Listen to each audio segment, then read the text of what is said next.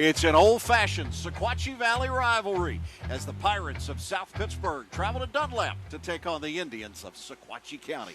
Hello, everybody, and welcome. Alongside Scott McMahon, I'm Chris Goforth. Glad to have you with us tonight here on Dr. Pepper, Friday Night Rivals, presented by CHI Memorial. Scott, I don't know if there is a more scenic setting than we are going to visit than to be able to come here and take in this game tonight. It's gorgeous. Their facilities are fantastic, and just you talked about it, old school Sequatchie Valley. You know, that means you better bring your tough hat.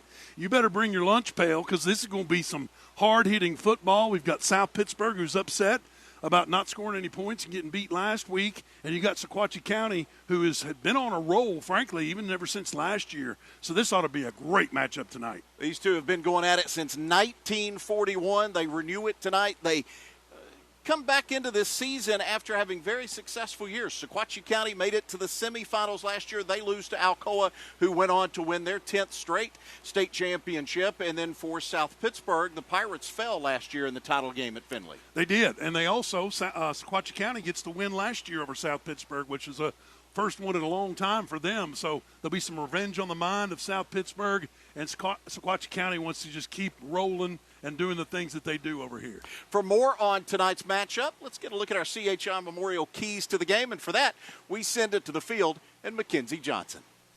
Thanks, Chris. And here are tonight's CHI Memorial's keys to the game for the home team. Sequatchie wants to eliminate big plays, get takeaways, and make them drive the field. For South Pittsburg, number one key, win the line of scrimmage. They also want to win the turnover battle and have the fewest penalties. Thank you very much, Mackenzie. Stick around. When we return, the Tennessee Army National Guard joins us for our coin toss, and we will kick it off from Sequatchie County. Dr. Pepper, Friday Night Rivals, presented by CHI Memorial on the CW Chattanooga.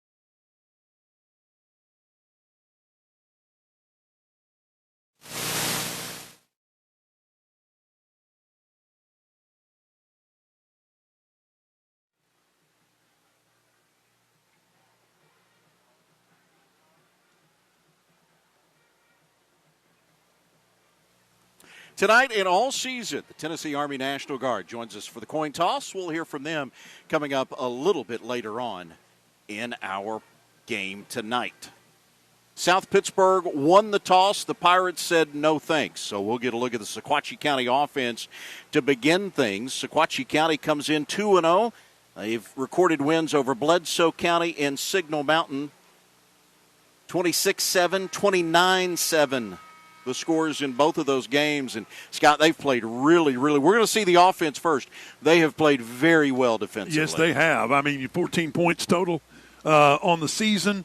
And defensively, they've just really improved in a huge way under Rusty McIntyre, their coach, who's now 29 and 19 and in his 5th year at Sequatchie County. But that's been, I think, the biggest change. They've always had offensive stars, but we're going to get a look at Hunter Minton, their quarterback, junior, tight end Jack Evitts, and, of course, the running back Kason Hicks as their kind of 3 studs. Now, they got a bunch of different playmakers, but those are going to be the 3 that you rely on, and probably the 3 that we'll mention the most as far as their names tonight. Alex Phillips to kick it off for South Pittsburg. Eisenhart, Brown back deep for Sequatchie County as Phillips will hang it up. Taking over on the far side of the field. This will be Brown, and Brown breaks it to the outside. And a foot race down the far sideline. He's tripped up inside Pirate territory, and a big return to start things for Sequatchie County. It was Taden Bibbs from South Pittsburg that was able to step in and make that touchdown-saving tackle. And they're lucky he did, because Bibbs has the speed to catch him, run him down a little bit. But, yeah, there was just a break down the sideline, and what a return to start the game. I would imagine just what the Indians, how they imagine starting the game in this big, big contest tonight. One of the things that Wes Stone, the head coach at South Pittsburg, coming off that 10-0 defeat a week ago, he said, we need something good to happen early. Sequatchie County from the Pirate 35. Here's Minton on the screen. It's McIntyre, the coach's son, to the 10, to the 5, and he's inside the 5-yard line. Mark him at the 3. First down and goal to go for the Indians. Misdirection. Kamaja Harris makes the tackle for South Pittsburg. Misdirection into the maroon, Dr. Pepper maroon zone. But you see the fake handoff to Austin Griffith, and then he hits it out to the right side on Brooks McIntyre, like you said, Coach McIntyre's son, who gets it all the way down inside the 5-yard line before he's stopped by the Pirates. Austin Griffith, now watch out for him. He's number 2, his first action of the season. He missed the first 2 games for the Indians with an injury. From inside the 5-yard line, the keeper, the option to the left, and the touchdown. Hunter Minton strolls in for the score from 3 yards out. The Food City touchdown gives the Indians the early lead. Minton's an experienced playmaker, throws the ball well, runs it well, but Coach McIntyre told us just a fantastic leader as a junior on this team. 70 yards rushing last week against Signal Mountain, and that is basically untouched toward the very end when he crosses the goal line. Sequatchie County gets the big return to open the game, and they cash it in with a 2-play scoring drive.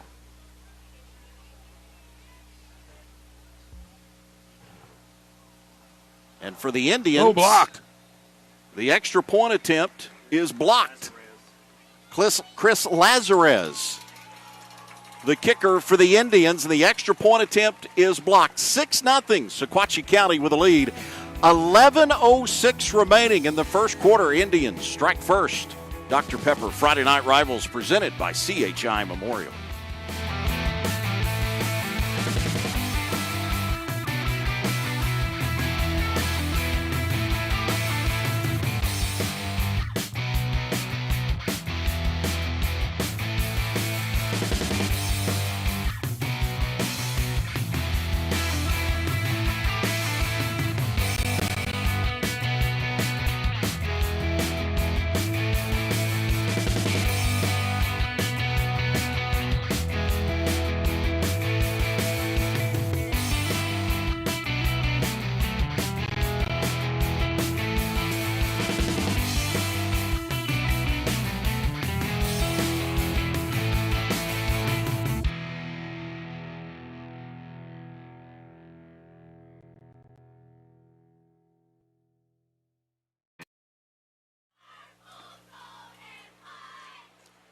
Help me with the returners.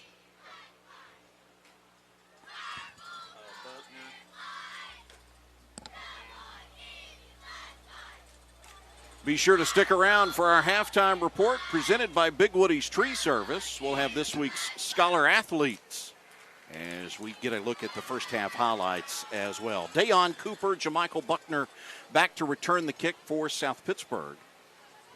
Sequatchie County was able to use a big return on the game's opening kickoff, and the Indians started the drive at the Pirate 34. They needed only 2 plays to punch it in the end zone. As quarterback Hunter Minton with a 3-yard run. The Indians with the 6-0 lead. Chris Lazarez to kick it off now for Sequatchie County. It's a line drive kick, bobbled by one of the upmen and picked up by the Pirates' Anthony Gibbs Jr., and Gibbs Jr. brings it to the 45-yard line where he's brought down by Hicks and Chadwick. And they kicked it directly to J.R. Hardrick, and we'll talk more about him, but he is a Clemson commit. Kind of bounced off of his hands, and South Pittsburg was able to retain the possession. There's a look at the starting lineup for the Pirates offensively. Your Hep Cooling starting lineup. Caden Jones, the quarterback, his son, Kurt Jones, former head coach at Central. Caden Jones transferred to South Pittsburg in the offseason. And it's Buckner that gets the handoff on the end around to the right side, and Buckner will sprint for a gain of 8, and it sets up now a 2nd down and 2. Brooks McIntyre steps in and makes the stop. McIntyre, the coach's son, as you get a look at the Sequatchie County defense, the one thing their head coach, Rusty McIntyre, told us this week, he said, I feel like we got one guy at every level that's a really good high school football player. And it's Brooks McIntyre's first time at safety this season, so made a nice play on that to tackle Buckner. Here is Gibbs. To the right side, Gibbs has the first down. Pirates take it into Indian territory. They go to the Sequatchie County 34-yard line and a Pirate first down. Brian Santos, one of the guys in on the stop there for the Indians, but we're going to see it all night long. I mean, South Pittsburg has got so many weapons. Of course, you see Anthony Gibbs Jr. here, but they got so many guys they can hand it off to, and just so you don't have to put all the playmaking ability on quarterback Caden Jones.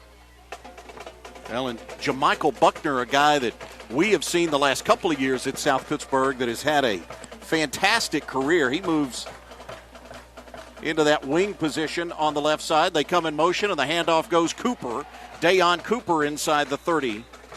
Cooper, he'll play some quarterback. He'll play some wing back, some wide receiver. They're going to move him around. He's a fantastic athlete. He is, and we saw him last year at quarterback, and he was fantastic there. Stop made by Gowan Brown here, but you see how much space that Dayon Cooper has at 6'1", 175. Very versatile, and Coach Stone tells us the fastest player on the team. And I think what we've seen so far tonight, Scott, on this drive, especially for South Pittsburg, is this offensive line kind of establishing a new line of scrimmage on every snap. Yeah, so far it's been impressive. Here's Jones looking for 6, airing it out up top, and it is pulled down on the far side for the touchdown. Brandon Goldsmith pulled it in for the Food City touchdown. Man, what a catch. He kind of adjusted the defender a little bit and was able to high point it. Brandon Goldsmith, my goodness. Great catch. 6'1", 185, junior for South Pittsburg. Let's get another look at it right here. Just pulled it out of Gowan Brown's hands. He probably thought he had an interception for a split second. Alex Phillips now with an opportunity to put the Pirates in front. His extra point is good. It's a 7-6 South Pittsburg lead. 8:53 to go, first quarter.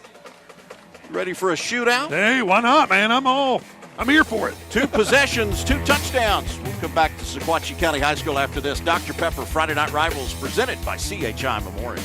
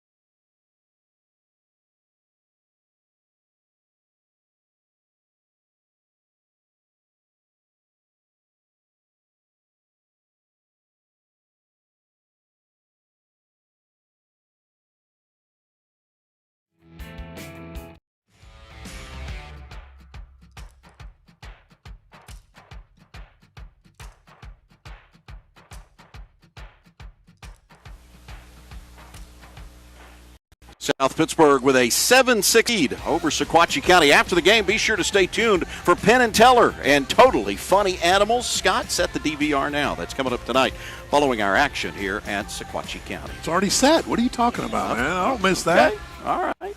I rush home just to get to see that one.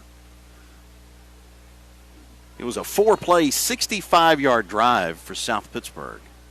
Sequatchie County with a 2-play, 34-yard drive on their opening series. Indians were able to take advantage of a big kick return. And let's see which direction Alex Phillips elects to hang up. Again, it's Eisenhart and Brown back deep for the Indians. Phillips with a squibber, taken by Eisenhart. And he's cut down shy of the 30-yard line. Give him the 28, maybe the 29 on the return. Landon White and also John Patrick on the stop there for South Pittsburg. You know, all week long on the radio, my other job was talking about how this is going to be a defensive slugfest. It could be low scoring. Well, there again, once again, proving what the heck do you know, right? I mean, and it might turn into that. Who knows? But to have those 2 touchdowns that fast in the first quarter, wow. 4 new offensive linemen this season for Sequatchie County. And an empty backfield now for Minton. He'll bring Griffith in motion, and here's the keeper by Minton, and he gets maybe back to the line of scrimmage, if that. Xavier Revere on the stop for South Pittsburg. Just kind of settling in, see what the defense is going to give them a little bit. And same thing with South Pittsburgh's D. Just keep it on the ground. We're going to concentrate on that and make you try and throw it, even though that the longest play has been a 31-yard pass, but kind of a swing pass, not necessarily downfield. Griffith in the backfield seeing his first action of the season. Here's his first carry, and he runs into the back of one of his own blockers. And South Pittsburg is there. Caden Baker, the leading tackler for the Pirates a season ago, leading the charge, forcing the first third down for Sequatchie County. Baker's a junior, and right now, at least on this drive, it seems like South Pittsburg's defensive front has really ratcheted up and not allowing the holes that they were giving up on that first drive. I think Sequatchie's caught their attention a little bit. Minton trying the hard snap count. Pirates don't budge up front.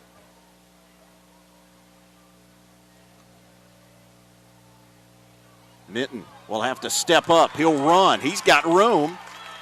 Can he get to the outside in the first down? He does, and out of bounds across the 40, up to about the 43-yard line, and great awareness by Hunter Minton as he picks up the CHI Memorial first down. Great awareness. You said it. That's exactly right. As I mentioned, 70 yards rushing last week against Signal Mountain, so you know he can run.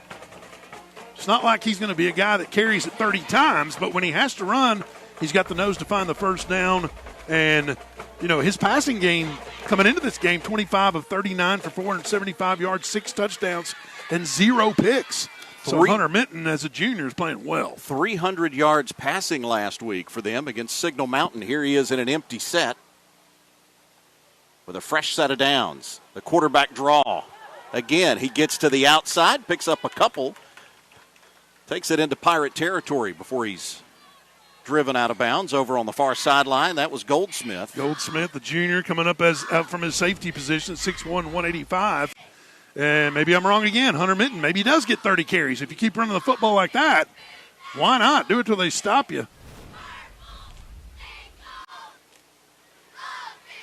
Sequatchie County playing without maybe their best player coming into this season. Luke Finch had a 70-yard touchdown against Bledsoe County before he injured his knee in that game. He is lost, they believe, for the season here at Sequatchie County, as Griffith gets his first carry of the season to the outside. So this is an Indians team, Scott, that continues to deal with some injuries. Finch committed to Carson Newman. As you get a look at that Sequatchie County offense, there is no Luke Finch in there right now. And talking to the folks from Dunlap tonight before this game, they're like, look, he was definitely our best player. Yeah, he was good. Of course, he transferred from Hickson to play his senior year here. Hickson, he had some injuries too, missed his sophomore year, and just kind of can't catch a break when it comes to the injury bug. hopefully he can come back for a potential playoff run, but I don't know how, what chances those are. Encouragement on the defense, and they put a first down. That encroachment will give Sequatchie County the first down, and that's the type of things that was driving Wes Stone, yes, South Pittsburgh's head coach, crazy when we talked with him this week. As you get a look at the starting defense for South Pittsburgh, Coach Stone told us, he said, we had over 100 yards in penalties last week. We've got to eliminate that stuff. Penalty here for the Pirates gives the Indians the first down. And here's Minton on the keeper, and the quarterback with some moves. He'll get close to the first down again. He picks up about 9. Dayon Cooper made the stop.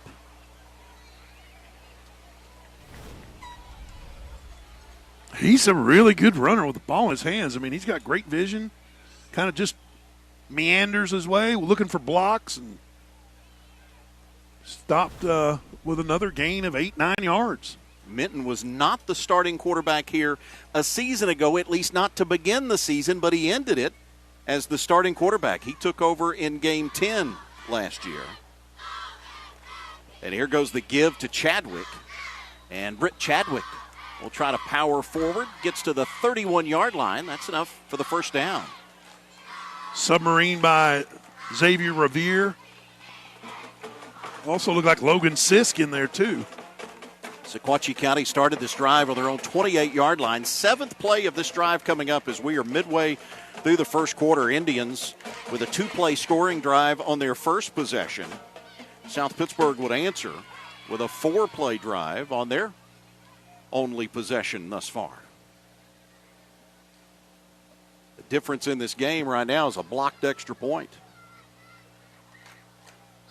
Griffith in trouble. He is wrapped up and pulled down almost immediately. He had nowhere to go. As for South Pittsburgh, it was C.J. Francis. C.J. Francis in on the stop, and there was nowhere to go, as you mentioned. Actually going to lose 2.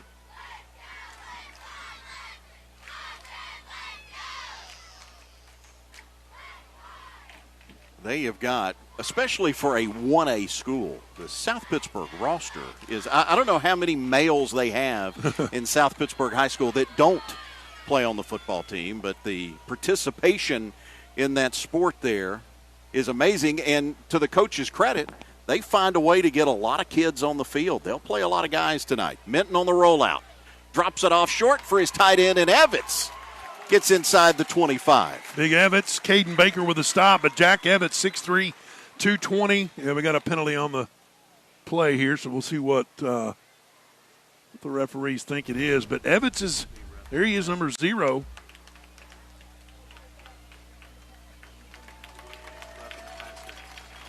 So Evans has college offers from the Florida Gators and Oklahoma. That's well thought he is in the recruiting world.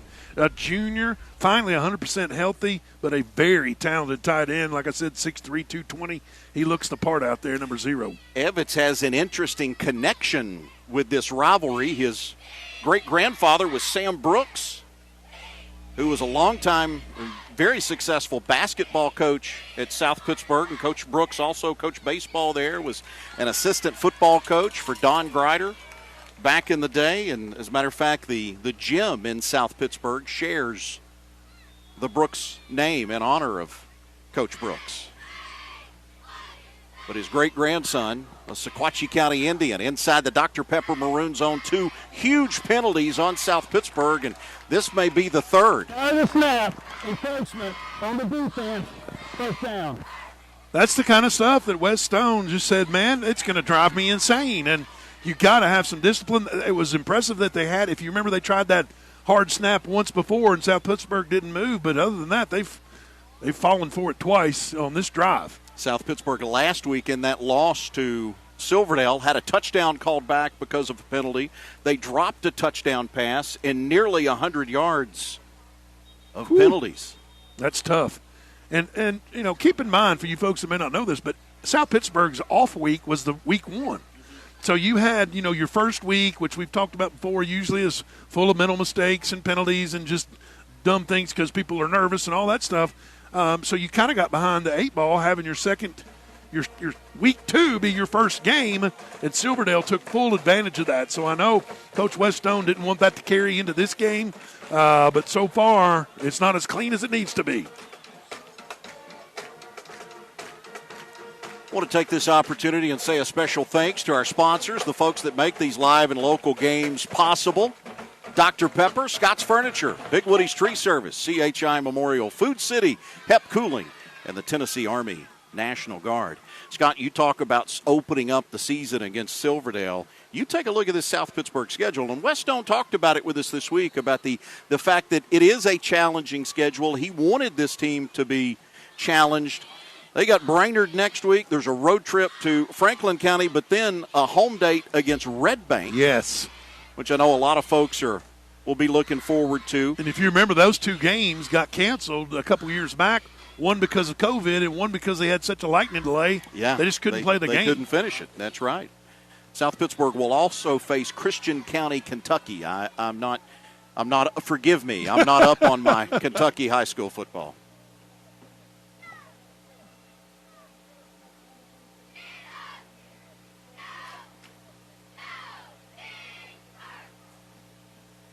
So we replay first down, 1st and goal from the 7-yard line for Sequatchie County.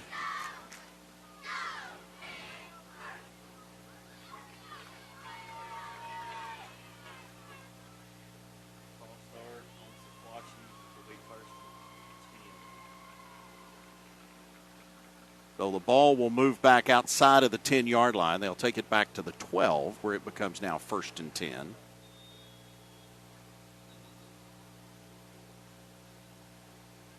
Under 4.5 to go, and the officials will.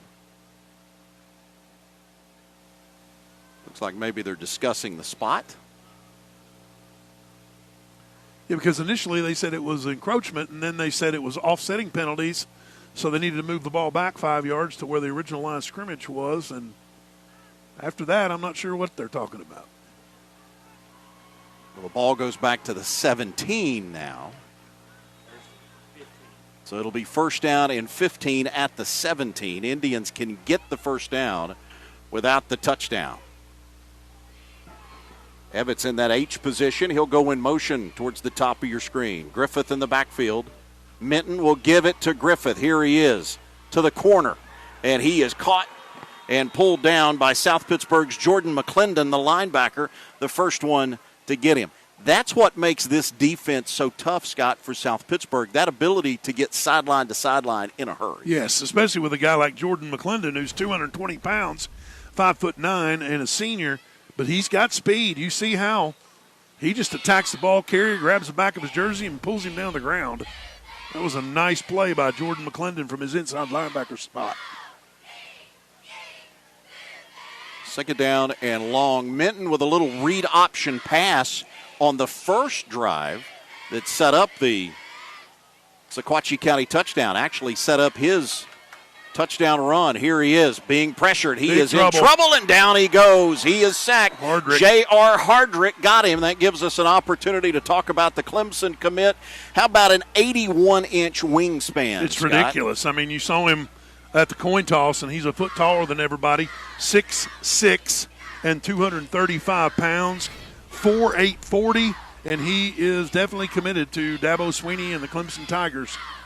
And Coach Stone told us, he said what sold him on that was the family atmosphere out there. Coach Stone and J.R. Hardwick had traveled out there, I'm sure with J.R.'s family too, and Dabo Sweeney just sold him on the family atmosphere, and he loved it, every bit of it. 3rd and forever for the Indians now. Minton on the rollout, tipped. And South Pittsburgh tried to make the diving interception. It's an incomplete pass.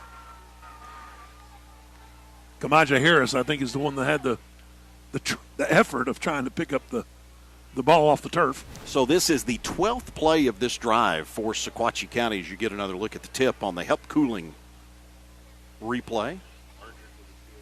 That was J.R. Hardrick. That's what 80-inch. That's what an 81-inch wingspan will do for you when you're 6'6". And that's why they love him to be an edge rusher at Clemson. Get some more weight on him at 235. If he plays at 255, 260, I mean, that'll be easy to gain 20 pounds in a college weight room and a college nutrition. Gowan Brown on to punt it away for Sequatchie County Indians. Prior to snap, delay a game, offense, 4th down. Going to give Brown a little more room to try to work from here. I think the idea is how deep can you pin the Pirate offense?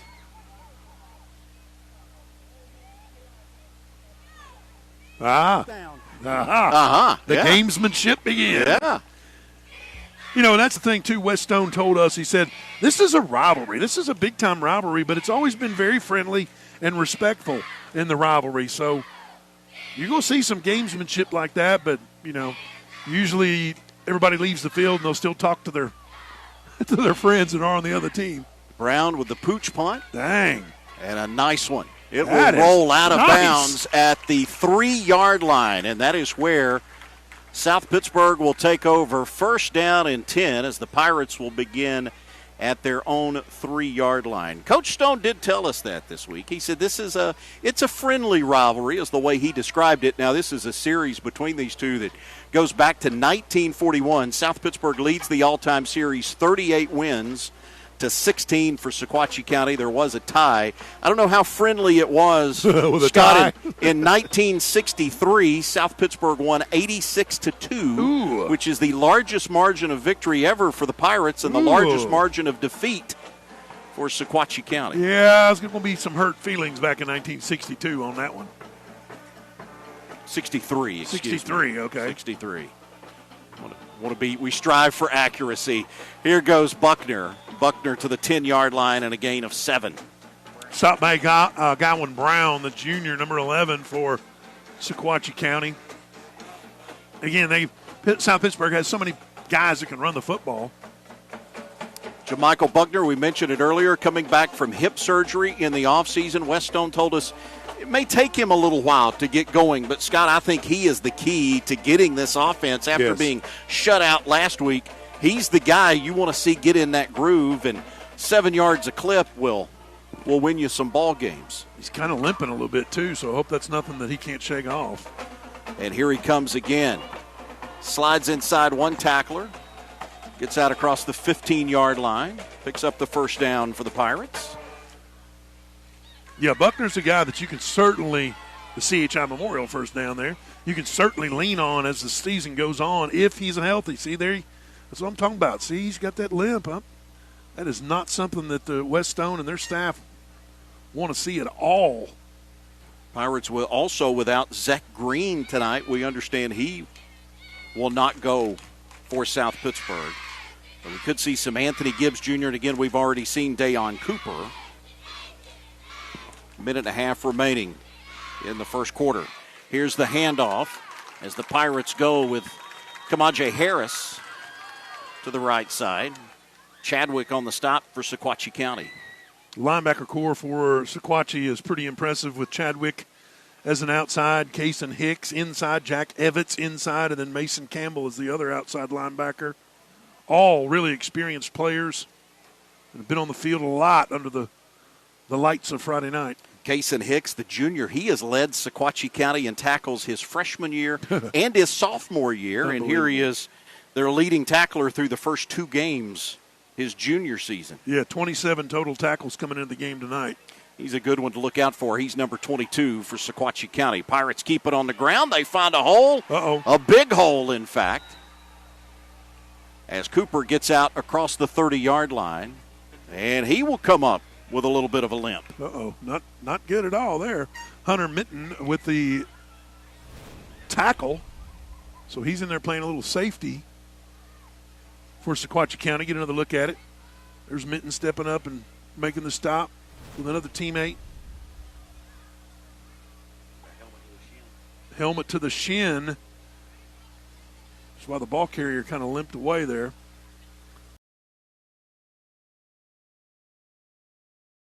Pittsburgh wants to get a playoff here at 1st and 10. Looks like the Pirates will not have to snap it to end the 1st quarter, and they will not. Well, we started with a flurry. 7-6 our score. Both teams score on their opening drives we head to the second quarter. From Sequatchie County, the Pirates and the Indians. Dr. Pepper Friday Night Rivals presented by CHI Memorial.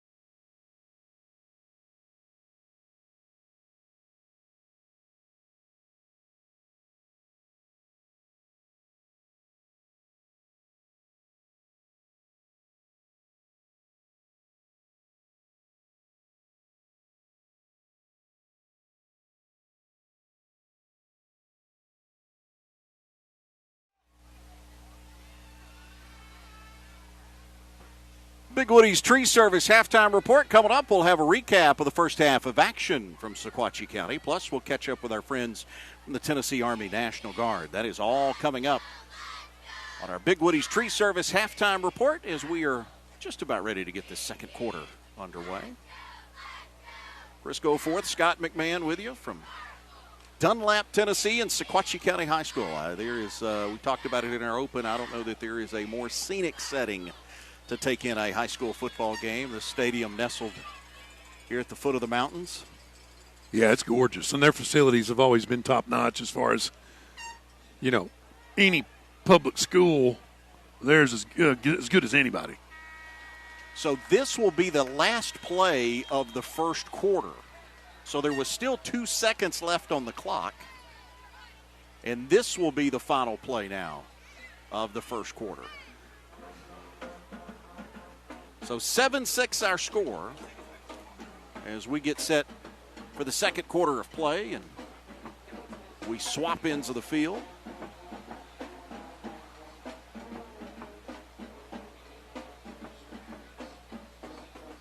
Wes Stones, you get a look at the South Pittsburg sideline. Their head coach said he wanted to see that old cliche, that improvement from week 1 to week 2 you always hear coaches talk about.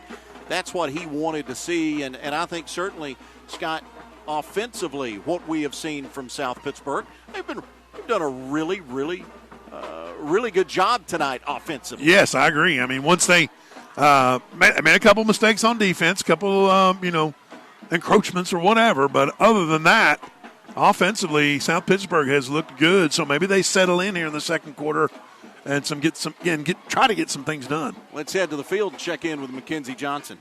Yeah, you mentioned earlier you saw Buckner, number 3, go down. He did seem to hurt his left ankle, but they taped it right back up. I saw him on the sidelines running up and down. I'm sure he's going right back into the game. All right, thank you very much, Mackenzie. We talked about it, how important he is. Yeah. Wes Stone wants to see that improvement week 1 to week 2. Jamichael Buckner is a massive part of that for South Pittsburg. Pirates with a 1-point lead. We open the second quarter.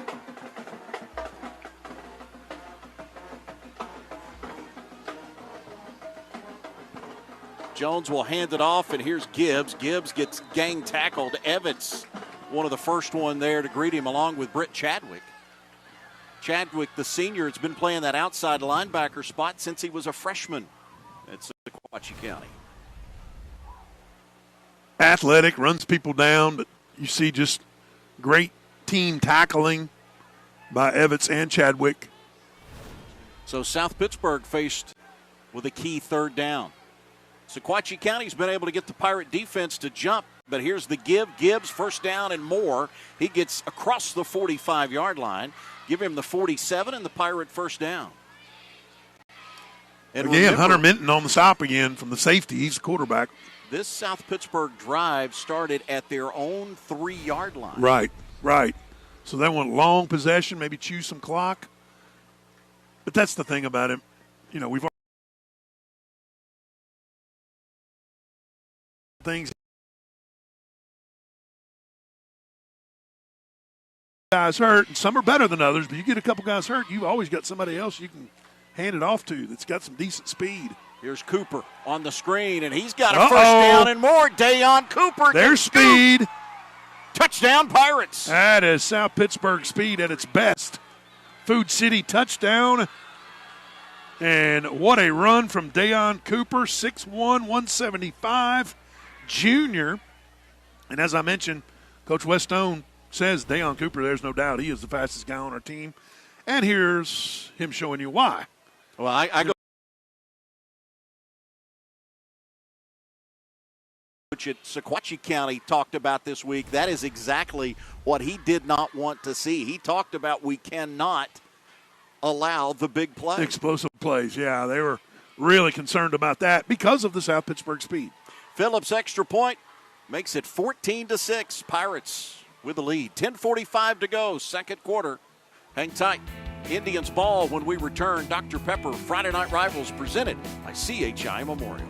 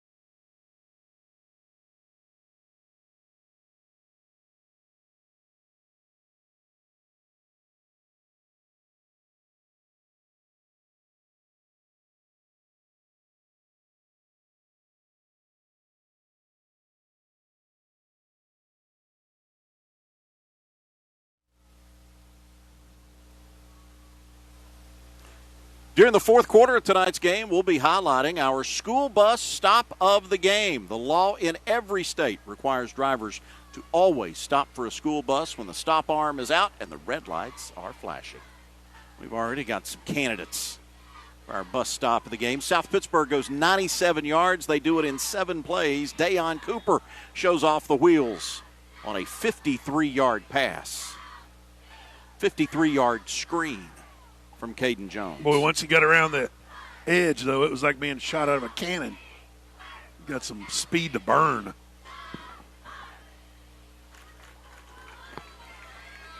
Sequatchie County will send back Eisenhart and Brown to return the kick.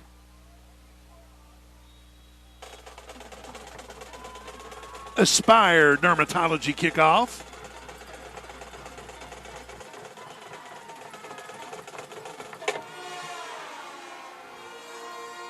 From inside the 10-yard line. Finds some room out to the 30-yard line. Gowan Brown on the return. Gibbs on the stop.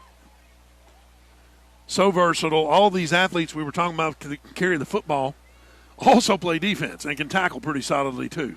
Last time Sequatchie County had the ball, they held it for 11 plays and they were forced to punt. And then South Pittsburg put together a 97-yard drive.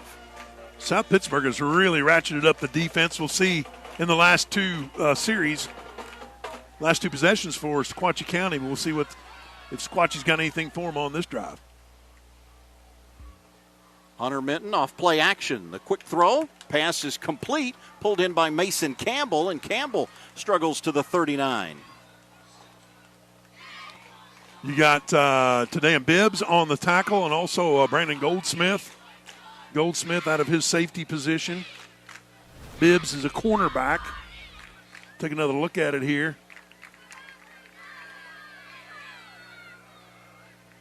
Just a nice slant play towards the hash marks. Was able to pick up 9 on that play. Second and short for the Indians. And here's Minton on the keeper. To the corner, the first down, up to the 43. A little misdirection, didn't fool Brandon Goldsmith. But that was interesting. Everybody goes right, including the fake of the pitch. And then Minton keeps it to himself, tries to get as much as he can. We haven't seen a lot of touches thus far for Austin Griffith after coming back from that injury, Scott. What we have seen is him being used as a decoy. Yes, yeah. CHI Memorial first down for the Indians.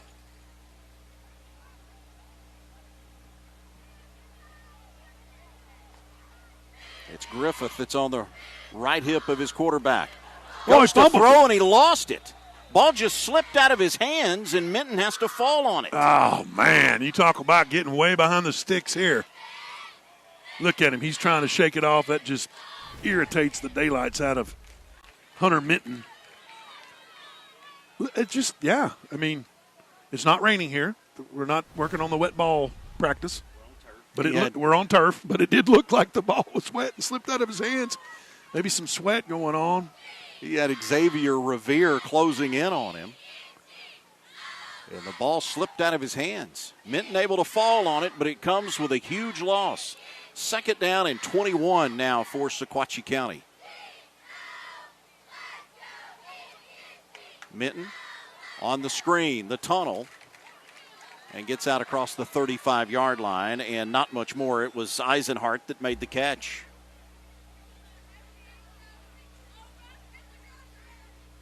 There's Eisenhart, the senior wide receiver. Just watch how South Pittsburg closes so quickly on defense. Okay, we got something. Well, maybe not. No, we don't. He picked up some yardage. I mean, I'll give him credit for that. But what do you say, second and 21? You're going to have to make them miss some tackles. Set now at third down and 15.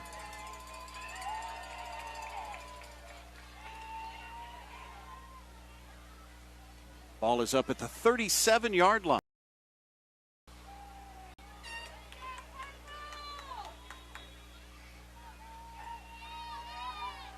Third and long situation for the Indians.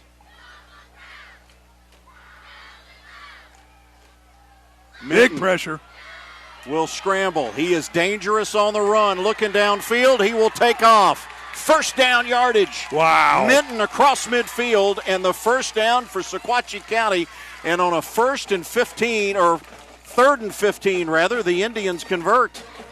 Stop made by Anthony Gibbs, or that goes even further. Well, you mentioned it, Hunter Minton, really dangerous with his feet. Avoided a couple tacklers and knew where the first down was and ran straight to it. Let's get another look at it. Big pressure there, but then it becomes wide open spaces. From the Pirate 45-yard line, South Pittsburg jumps up front.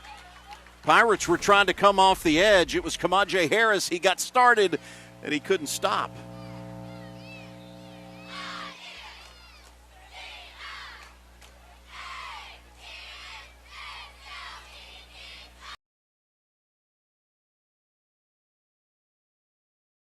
Pirate 40.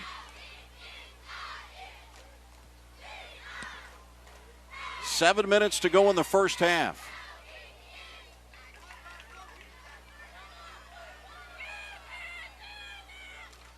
Minton in trouble, backpedaling. The screen. Whoa. Ball is loose. South Pittsburg has come up with the football.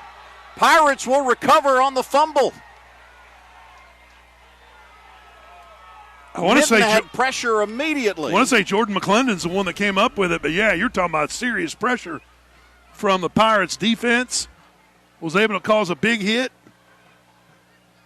right there, and that ball helmet to ball, never good for the offensive player. And Deion Cooper knocks it loose. Pirates stop the drive, and you have got another possession here at midfield. First turnover of the game goes the way of the Pirates. Sequatchie County turns it over. South Pittsburg will start at their own 43. Boy, and as an Indians fan, Scott, that becomes frustrating. You convert on a 3rd down and 15. Yeah. You did all that, and then you give it right back up. And we've got a timeout now that is asked for by the Pirates. A 14-6 lead for South Pittsburg. Remember, the Pirates won the toss. They elected to defer to the second half, so we get late in this first half. Scott, we talk about it all the time. Yep. If you can get that late score, you put a little drive together, milk some time off the clock, you put another touchdown on the board, you get a chance to get the ball to start the third quarter and really give yourself some breathing room, and that would make Wes Stone a happy man on that South Pittsburg sideline. Now the officials are trying to figure out the timeout situation. We need to clue him in that he's got his microphone turned on. Yeah, I don't know if he realizes his microphone is on. Every conversation he has is going to be broadcast on the CW. We've tried to. Oh, he's not on the air. Okay. But we hear it up here. Yeah. Including the whistle. Yes. Which is quite loud. Which is rough through the microphone. 6:47 to go. South Pittsburg taking over after the Sequatchie County fumble. Jones hands off. Here's Buckner. He looks healthy. Buckner goes to the 49. Well, McKenzie told us they just retaped it and got him back in there, so maybe he feels more confident on the ankle or leg. And now we've got an Indian that's down. Uh-oh. And looks like it's Evitz. Is that 0? And Evitz looks like the player shaken up for Sequatchie County. Kind of holding his back right hip. 6:34 remaining in the second quarter. With a break in the action is Jack Evitz will come off the field. We'll step aside for a moment. We'll return to Dunlap after this. Pirates leading 14-6 over the Indians. Dr. Pepper Friday Night Rivals presented by CHI Memorial.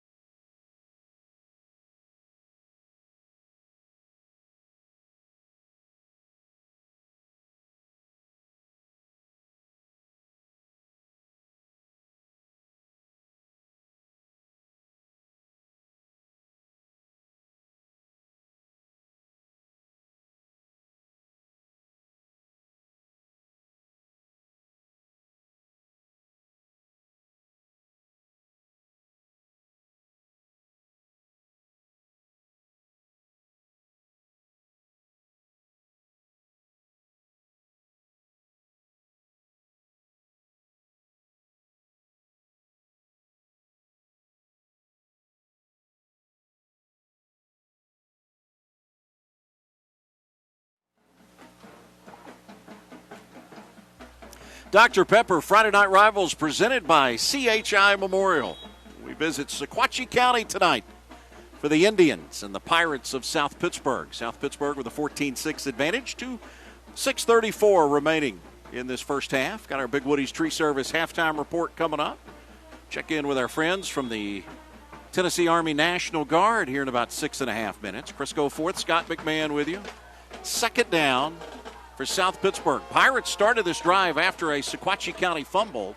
And here's Jones on the keeper, and he runs right into Britt Chadwick, who wraps him up and drives him back. Yeah, Chadwick, the senior, just wrapped him up, as you said. But 185 pounds, been a starter since his freshman year. Britt Chadwick, a senior. Coach Rusty McIntyre, the head coach at Sequatchie County, told us this week that he wanted his team to have a defensive mentality. They played really, really well through the first 2 weeks of the season. He said, I'd like to have a little more depth, but I think every coach in 3A football would tell you the same thing. No gain on that run. South Pittsburg faced with a 3rd and 4 from midfield. Back to the ground. It's Buckner. First down yardage to the 46. So tough. He runs so well through the hole and has the vision to pick up another 3 or 4. Buckner does look healthy again, so that's good news for the Pirate fans.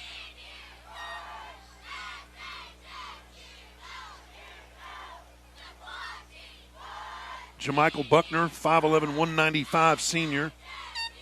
Bulked up a bit in the offseason, as you mentioned, had hip surgery, so he is now just getting 100%. CHI Memorial first down for South Pittsburg. Pirates on the march in Indian territory.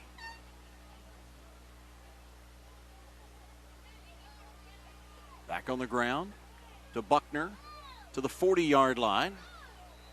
Give him 6. Brian Santos made the stop for Sequatchie County. Santos, a part of that defensive line that their head coach describes as being a little undersized but quick and athletic, and Santos playing that defensive line position at 190 pounds. And that's 5 guys taking Buckner to the ground. Santos led the charge for sure, but wow. I asked Wes Stone this week, I said, where's the strength of this team? What do you feel like you guys are going to do well? He said he felt like that was yet to be decided. He wanted to see this team be a little more balanced. Here goes the screen to Cooper. The last time he caught a screen, he took it for 6, and he's wrapped up by Gowan Brown. Sniffed out well by the junior Gowan Brown, 5'11", 175.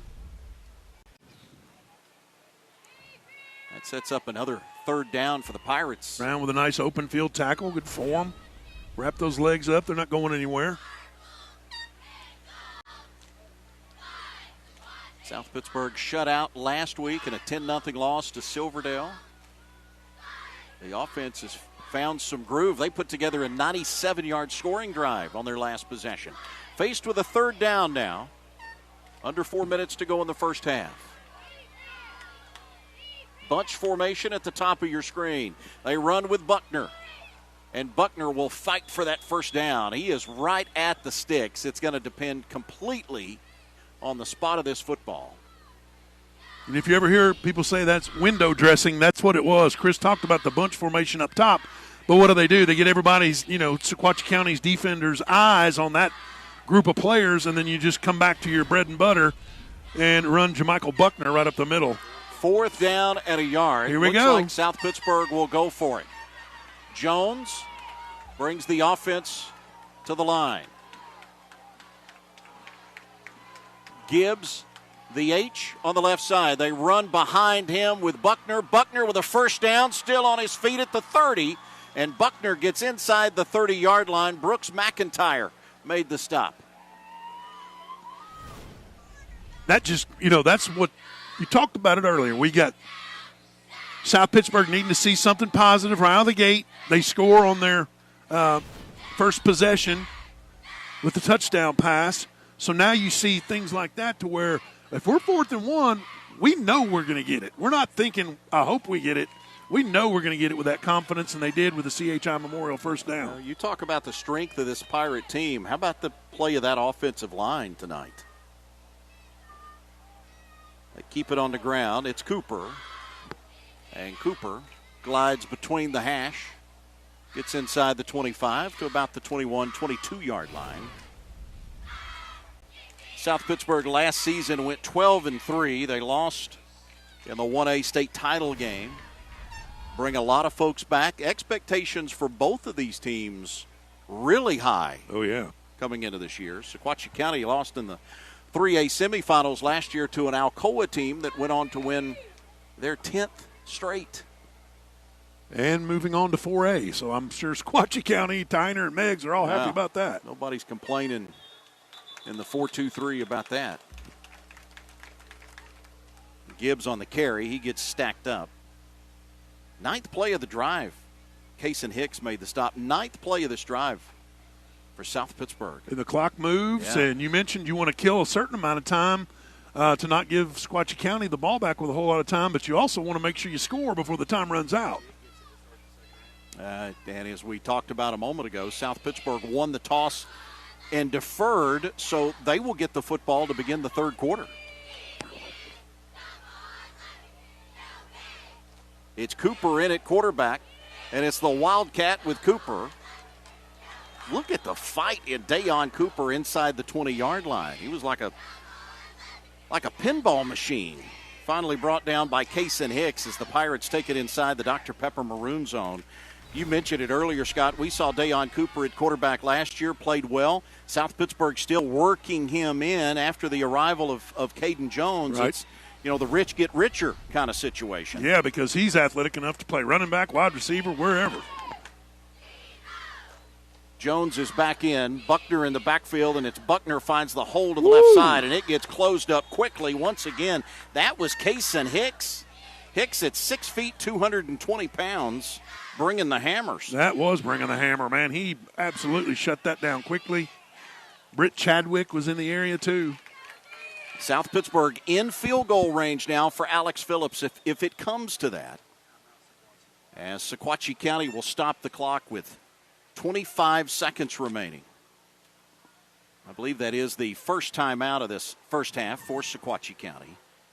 Indians with the lone turnover in this game. It happened on their last possession. It was a fumble. South Pittsburgh took over, and the Pirates are now about to snap it for the 11th time in this drive. And, that guy there, Rusty McIntyre, he told us this week what he wanted to see. He said, I don't want the big play. We want to make them snap it 10, 11 times. Well, South Pittsburgh showing they can do that here. Yeah, without shooting themselves in the foot. And after last week, that's exactly what Coach West Stone wanted to see a progress in that type of category.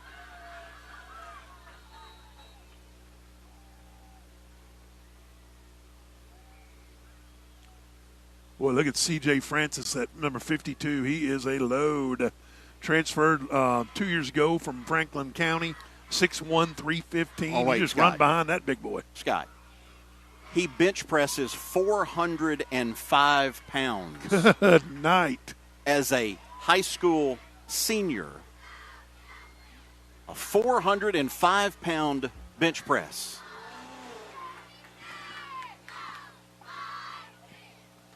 Jones to throw and overshot his intended target. That was kind of off from the start. Jones had a little bit of a rough time securing that snap, and then everything kind of fell apart. Martavius Smith, the intended receiver, clock stops with 21 seconds now, and a third down for South Pittsburgh inside the Dr. Pepper Maroon Zone.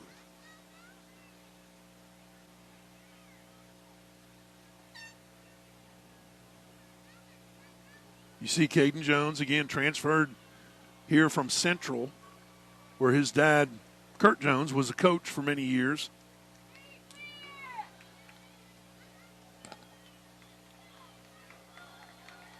Big pressure and batted away. Batted.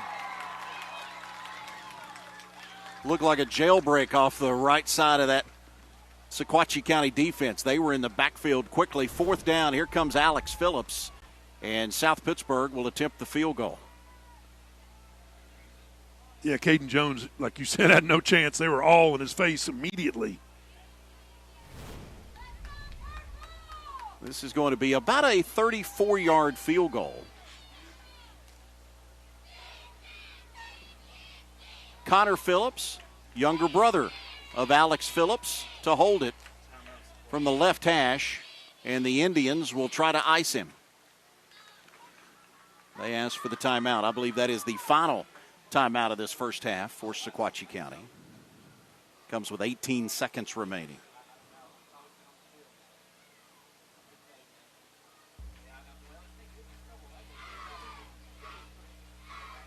As always, we want to say a special thank you to the folks that make it possible for us to bring you Friday Night Rivals every week. Thanks to Dr. Pepper, Aspire Dermatology, Chattanooga Allergy Clinic, Casey Custom Docks, Josh Houston and Associates, and TVFCU.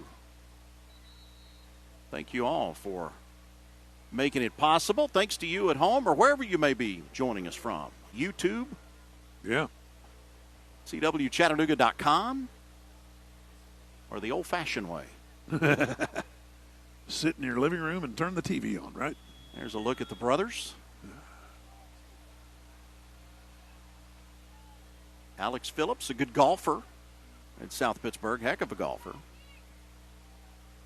34 yards to extend the Pirate lead. He's got the length, and it is good. 17-6. 34 yards on the field goal. And South Pittsburg stretches the lead out now with 14 seconds left in the second quarter. 17-6. And again, Pirates get the football to start the third quarter. Right. So if you're Sequatchie County, do you at least try something here? You know, I mean, only 14 seconds. If you were getting the football at the half, you'd probably just be happy to kneel and go to the half. But knowing that you're going to have to come out and stop them again. That was a 12-play drive, by the way, for South Pittsburg. I know they only came away with a field goal, but with, very minimal mistakes. I think Wes Stone is cliche is kind of playing true, at least in the first half. Couple mistakes, sure. But, 17 points on the board and against a really good Sequatchie County defense. I think he would have taken that coming into the game.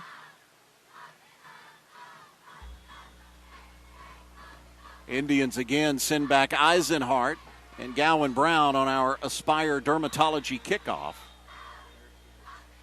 It's a short kick that ends up giving Sequatchie County some good field position here at the 36-yard line with 14 seconds remaining.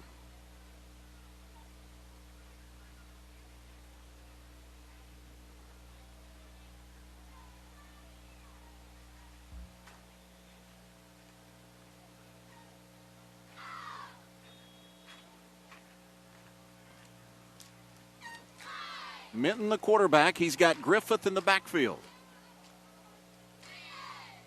Austin Griffith playing in his first game of the season.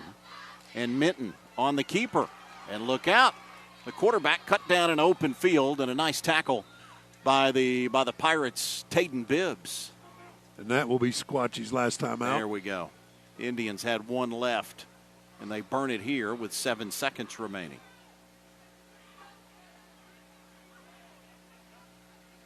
Pretty good crowd on hand for both sides tonight.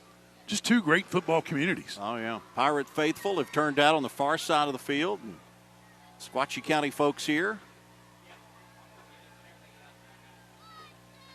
You look up this road through the valley, and it starts in the south with South Pittsburg and then Marion County and Whitwell, who was really good last year. Sequatchie County, Bledsoe County. There's some incredible football being played in this Sequatchie Valley. A lot of history. A lot of history. A lot of history.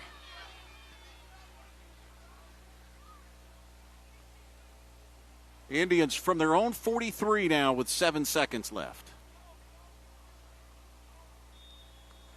They turned it over on their last possession. Pirates will load up with 3 high safeties. Minton steps up. He has the check down, drops it off. Griffith down the middle of the field. Griffith upended as the time runs out. Check that. It was Kason Hicks that made the catch. It was 22 and not 2. But Hicks is upended as time runs out, and that will do it for the first half. Well, Scott, I think some positives for both sides, certainly for a South Pittsburg offense that had such a hard time last week trying to get on track, able to get it started a little bit tonight. And just like Wes, Stone told us, as soon as we see something happen positive, and it was after that touchdown catch, the really athletic touchdown catch, that it seemed like South Pittsburg was like, okay, now we're rolling a little bit. 17-6, South Pittsburg capping the scoring in this first half with a 34-yard Alex Phillips field goal. Let's send it to the field. Mackenzie Johnson standing by with West Stone. Coach, you had a big stop in the second quarter. One of your keys to the game was win the turnover battle. How did you feel getting that turnover? It really did change, I feel like a change in momentum for you guys. Well, anytime you get a turnover, it's going to change momentum, and we know, when you're playing a quality team like this, turnovers are going to be the difference in the game, and it aided us right there. Yeah, you had also a 4th and 1, and you guys decided to go for it. Talk about your confidence that you have in your offense to be able to pull that off. Well, with the senior offensive line, you got to have confidence you can get a yard, and even then, they made it difficult on us. So we were able to get it and get some points out of that drive. You have the momentum going for you right now. What is the locker room talk going to be like to keep it coming in the second half? You just got to keep it up because this team's going to keep coming. They're well coached. They got a lot of good players over there, and they're going to keep coming and keep fighting. So we just got to keep fighting in the second half and keep that same intensity. Perfect. Thanks, Coach. Thank you. Thank you very much, Mackenzie Johnson. West Stone headed to the locker room where his Pirates have the 17-6 advantage. Stick around. We got our Big Woody's Tree Service halftime report. That is coming up next. Dr. Pepper, Friday Night Rivals, presented by CHI Memorial. Back to Dunlap right after this.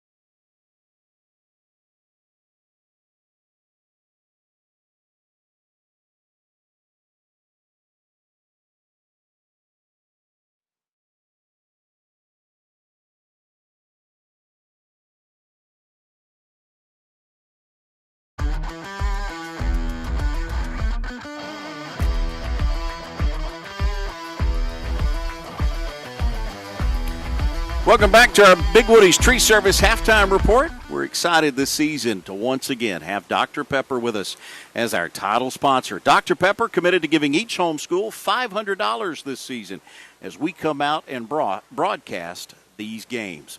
Let's send it down to the field. We've talked tonight off and on about the relationships that exist on both sidelines with these two programs, but there's a special one on the Sequatchie County sideline. For more on that, here's Mackenzie Johnson. Yeah, we talked with Coach McIntyre earlier this week, and he was talking about how good it is and how cool it is for him to be able to coach his son. He loves the extra time that he gets to spend with his son. That's probably the best part. He was a little nervous for him at first to being able to play as a freshman, but overall I think he believes that those lessons that he learned is going to help him grow and move on to the next level. He's very proud of his work ethic and everything. The only downside is I think Mom is a little jealous that they get to spend a little more extra time together than what she does. So, very much, Mackenzie. Yeah, I mean, he talked about had to put his son out there last year at, what did he say, 160, 170 pounds to set the edge on this defense. But he said, hey, he did well. And, again, good to get him to talk a little bit about his son. We see that and have seen it over the years. A lot of coaches with that opportunity, and they all just talk about how special it is to get that opportunity. We sure have. And Brooks McIntyre is sophomore now, But in typical coach's son fashion, he can play all wide receiver positions. He knows where everybody's supposed to be lined up on the offense as a 10th grader, and just really playing well and contributing. Had 2 TDs last week against Signal Mountain up on the mountain. You think he's watched a little bit of film growing up? I would say. I would say. Probably forced to. Right? Yeah, Dad's taking over the TV. So a lot of Sunday afternoons. Can we turn it to something else? That's exactly right. Earlier this week, we had the chance to visit with the Tennessee Army National Guard. Let's take a look here on our Big Woody's Tree Service Halftime Report.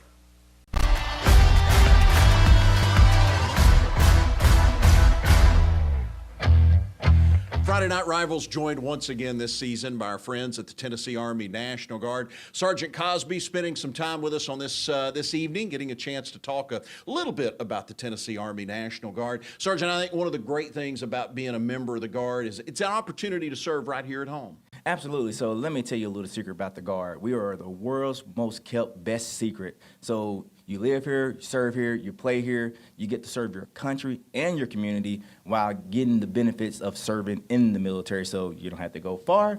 You can stay here, do your thing. And those benefits, education, right? Indubitably. Let me tell you about that education. Tennessee Strong, 100% tuition and fees, federal tuition assistance, $4,500 for the year, Montgomery GI Bill, Montgomery GI Bill kicker.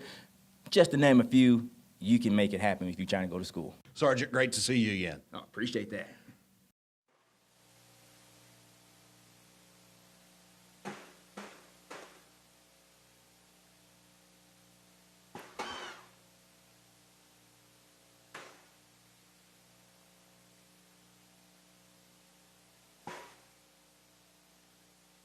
It's always great to catch up with the Tennessee Army National Guard. Time for a break, but don't you go too far. Our Chattanooga Allergy Clinic Scholar Athlete of the Week. They're coming up next. All that and more right here on Big Woody's Tree Service Halftime Report.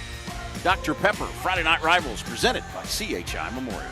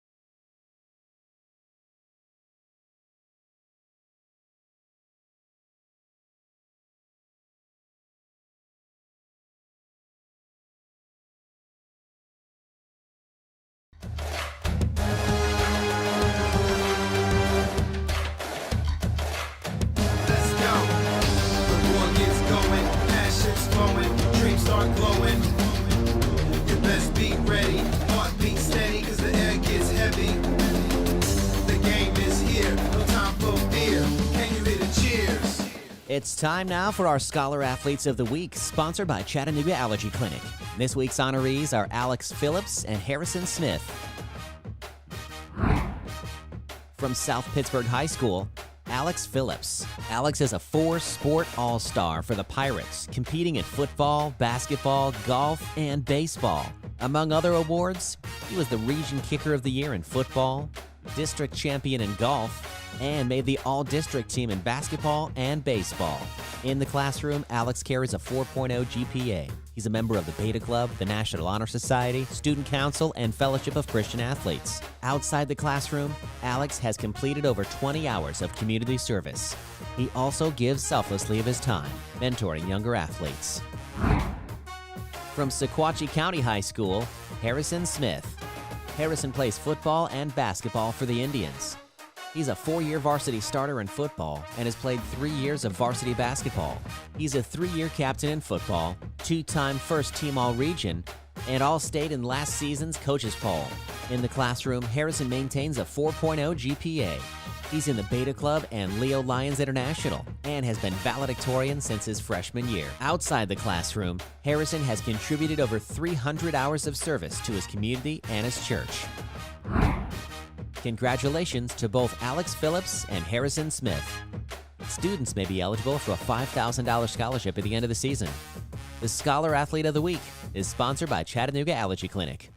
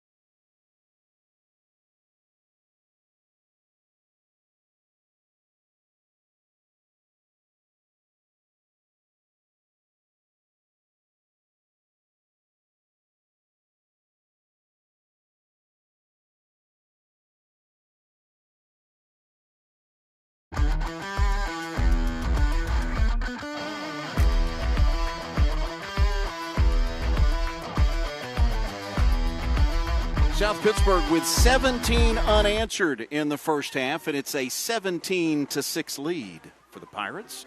Back here at Sequatchie County, it's our Big Woody's Tree Service halftime report. Quick, let's take a look at some first half highlights. Sequatchie County got the ball, and they went right to work. They needed just 2 plays after a big kick return to open the game.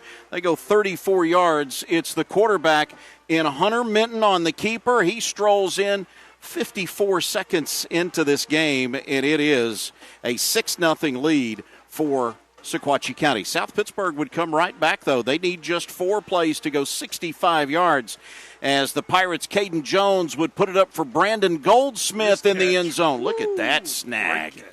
Sequatchie County puts together an 11-play drive on the next possession. They're forced to punt, and back come the Pirates. It would be Dayon Cooper. Look at him on the screen, and he will scoot it 53 yards for the score. South Pittsburg, that would cap, by the way, a 97-yard drive for the Pirates. 10:45 remaining in the half. 14-6. Sequatchie County would then fumble, and South Pittsburg put together a 12-play drive.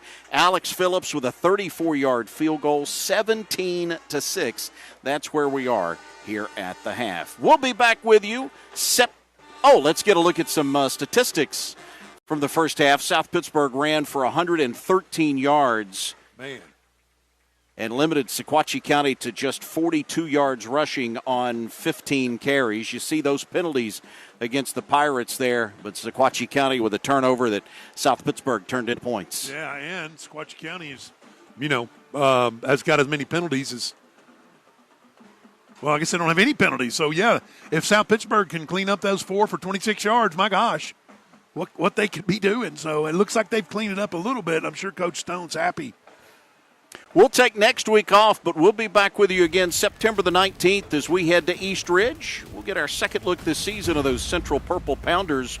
All the action right here on the CW Chattanooga starting at 7. You can also stream the game on ChattanoogaCW.com, and you can find us on YouTube. Coming up this weekend, there is more college football as well as the NFL season gets underway. Here's the action coming up here on the CW Chattanooga. Baylor SMU tomorrow. Could be a good one there for that big noon kickoff tomorrow. Iowa and Iowa State, the battle for the, the Cy-Hawk Trophy? Is that what they call that one? I'm not sure. On News Channel 9 tomorrow, San Jose State and Texas, Ole Miss and Kentucky, and then the nightcap, That's Michigan, the one. Michigan and Oklahoma. Under the lights tomorrow night. NFL season gets underway on Sunday. It'll be our first full Sunday of NFL football. You've got the Titans taking on the Broncos in Denver at 4:05 Sunday. And then Monday Night Football, back where it belongs on News Channel 9 with an 8 o'clock kickoff from Soldier Field in Chicago for the Bears and the Vikings. And keep in mind, no spitting. There will be no spitting in any of those games. After last night, man, I don't know. I just couldn't believe that whole thing. 6 seconds into the game. Holy cow, man. Woo! Welcome to the No Fun League, right? I wouldn't want to be spit on myself, so I don't know. That's probably the nastiest thing you can do to man, I mean, wow. Our Big Woody's Tree Service halftime report here from Sequatchie County, South Pittsburg 17, trailing South Pittsburg 17-6. Scott, we heard from Wes Stone going into the locker room. We're going to hear from Coach McIntyre coming up in just a minute. He'll be on the field with McKenzie momentarily. But if you're the Indians, you got to first get a stop defensively. Yes, you do, in a big way. You have not been able to do tonight. South Pittsburg only had the football in the first half 3 times, and they scored on all 3 possessions. Yeah, you got to figure out a way to rise up and get a stop, get your some points back on the board, and kind of get back into this. Not that this is a blowout by any means, but Sequatchie County hasn't done anything since that touchdown we showed you earlier, which was the first drive of the game for the Indians. And Sequatchie County, that was aided by a huge play on the opening kickoff. Oh, yeah. Stay with us. We've got more still to come. We'll get to that third quarter kickoff coming up as we wrap up our Big Woody's Tree Service halftime report. Keep it right here. We've got a look at more Friday Night Rivals action from across the country. You're watching Dr. Pepper Friday Night Rivals presented by CHI Memorial. The best Thursday night lights and Friday Night Rivals highlights from across the country. And here comes Khalil Taylor. Welcome to the Rams, Mr. Khalil. He can fly. There goes Khalil Taylor without his team. Here goes Khalil. Across midfield. The kicker to beat. Khalil Taylor. Welcome to Park Richland, young man. Anything you can do, I can do better. DZ. Trying to find somebody. Good coverage there. Here comes Agent Zero with a big hit. Wow. Justin Hartley came in and laid down the leather old school style. Facing some pressure, Lawrence with the catch and the moves. Gets past midfield and more. Another move. 40, 30, 20, 10. Touchdown, Yellow Jackets. Starting the fourth quarter, Bradley going long. Trying for a home run hit, and does he make the catch? Yes, he does. Great catch by Keita Rego into the red zone, and that's how you ignite a crowd to start the fourth quarter. From 59 yards, hold is good, kicks on the way, and he drilled it. With room to spare, Tommy Baccaro extends the front with a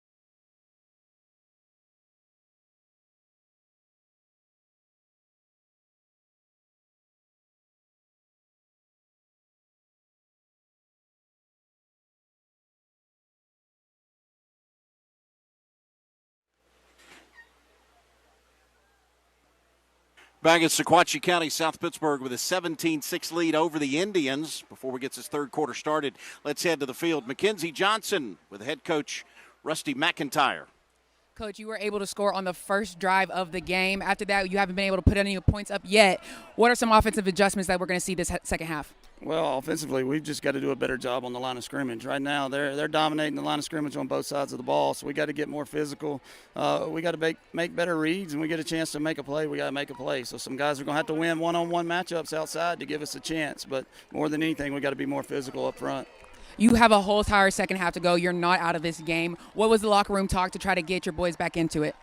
We knew coming in that this was a good football team and it was going to be a battle. So, it's one of those things where we're trying to last to the fourth quarter and hopefully make a push. And but again, they're really good, and our kids are focused and our kids are hungry. So I think we'll get a good second half. Perfect. Thank you, Coach. Back to you, Chris. All right. His Indians will be on defense as South Pittsburg. Again, Pirates are 3 for 3, 3 drives, 3 scores in the first half. It looked like they've really come together from a chemistry standpoint, especially after last week's shutout. Silverdale shut them out 10-0. They found some offense in a big way this first half here tonight. South Pittsburg 0-1 to start the season. They were 0-1 to start last year and ended up reaching the Blue Cross Bowl and Finley Stadium last season.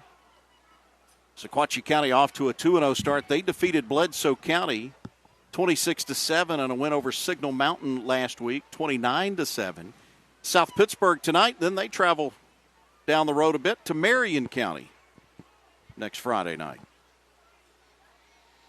The Aspire Dermatology for the start the second half.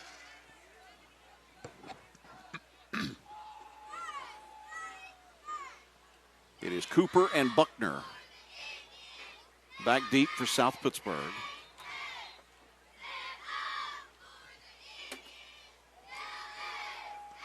There's a look at those two guys. Both can fly.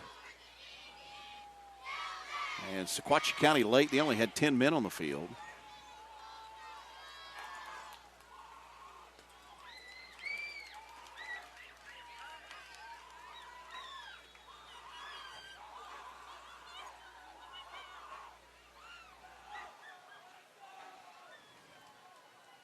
They load up a little heavy to the left side. And a squibber. And that's why. Bobbled and out of bounds. Went out of bounds at the 35-yard line. So South Pittsburg will take over. Pretty decent field position, too. They'll start at their own 35. Sequatchie County with the lone turnover in this game. Indians had a fumble. South Pittsburg offense, and I think Coach McIntyre described it perfectly. Scott, the difference so far has just been in the Pirates' ability to own that line of scrimmage. Yeah. C.J. Francis and Xavier Revere and some of these guys, Chris Gonzalez, the center, Logan Sisk, who is a 300-pounder. And when they get on a roll, it is hard to stop that. Gibbs hit in the backfield, slips away from an arm tackle.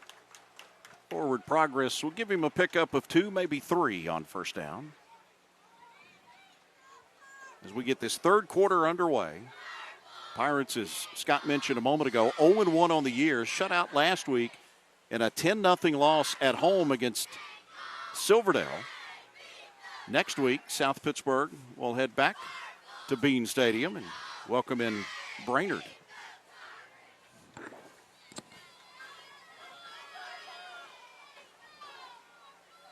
Caden Jones, the quarterback. He'll hand it off to Buckner. And Buckner stopped shy of the 40. So South Pittsburg will be faced with a third down and about 6 on this opening drive of the second half. James Williford from the defensive line position and Kason Hicks, 22, also in on that stop. Well, the strength of this Sequatchie County team, we read you those scores a moment ago against Bledsoe County, which is a huge rivalry for them, and Signal Mountain, which will eventually, I think, turn into a rivalry with those two because of the proximity. This defense has been the key. They'll try to come up with their first stop of the game here on third down. We have yet to have a 3-and-out in this game by either side. Jones, pump fake now, going to air Got a it man. out. Got a man wide open. There's the catch. Stepping out of bounds after he made the grab for South Pittsburg. It was Brandon Goldsmith. And he was deep behind the defender. The pump fake on the out and then the down, out, and up is what I used to call that.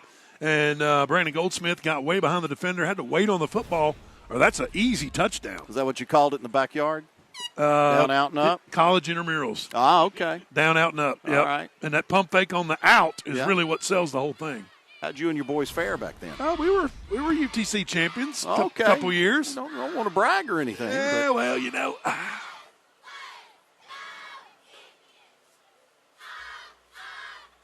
Back to Buckner. Caught from behind. Nice job by Sequatchie County. It was James Williford, one of those guys on that defensive front for the Indians we haven't talked about tonight, is James Williford. And Williford able to sneak around and get Buckner by the waist and pull him down. Short gain. Moved from linebacker to defensive lineman last year. And as a junior, you know, Coach McIntyre said, look, the more snaps he gets, the better he plays. So the more experience the 32 is going to get, the more you can expect out of him. Still learning the position. Strong side left for the Pirates. They'll bring one in motion. Sweeping around the right end to the 25-yard line. That was Williford in on the tackle there. I think Anthony Gibbs with the run to the right side, but Williford and also Kason Hicks. Now, once again, another third down for the Pirates. Last time they were faced with a third down, that was the big shot downfield to Brandon Goldsmith.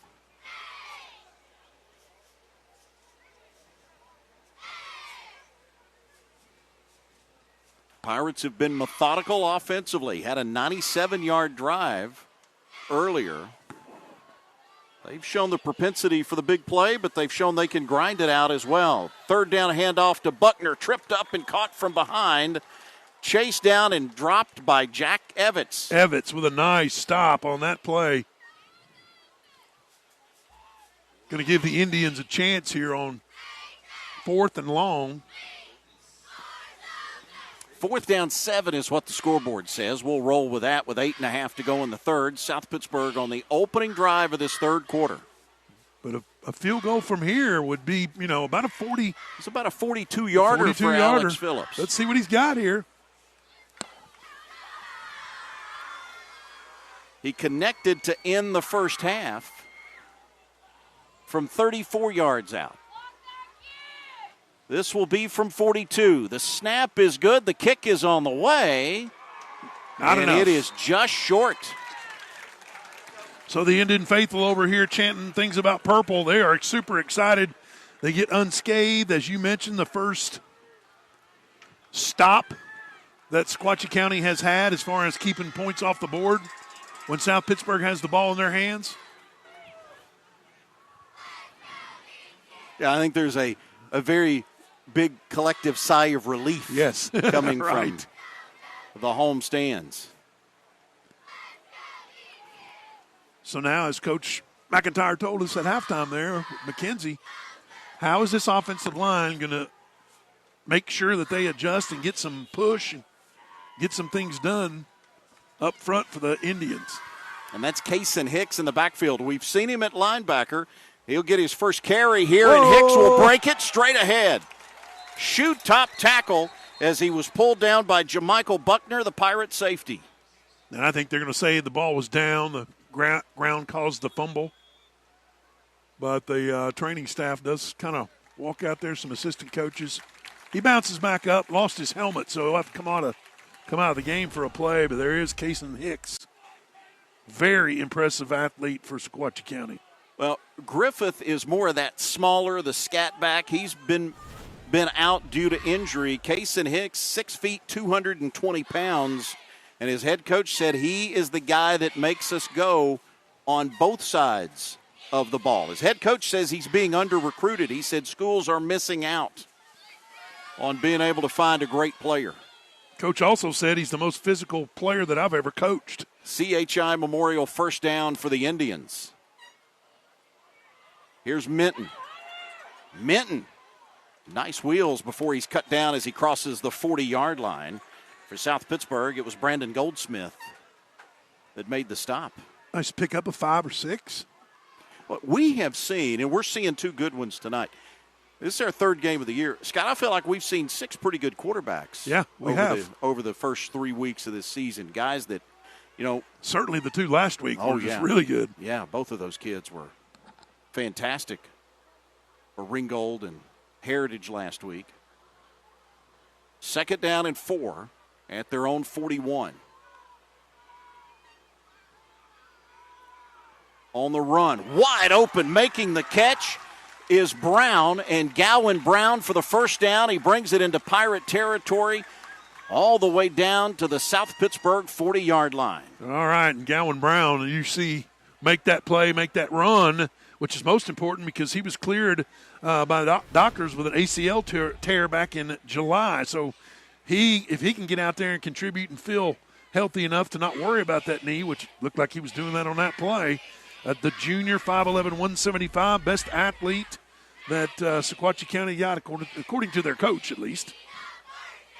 Chadwick in the backfield, another CHI Memorial. First down, Indians putting a drive together. Here's Minton again on the keeper. Pirate defense bit on that fake to Chadwick, sweeping left, and Minton was able to find a little crease. Defensive end definitely had that play, so it was a nice read by Hunter Minton to keep right there, and it was Hardrick who had the ball carrier. If he'd have handed it off, he keeps Minton does and gains at least a couple positive yards. Britt Chadwick in the backfield. 3 receivers split out wide to the top of your screen. Here come the Pirates on the blitz. Minton steps up. He'll have to run. Looking downfield. Unleashes. Incomplete pass at around the 10-yard line.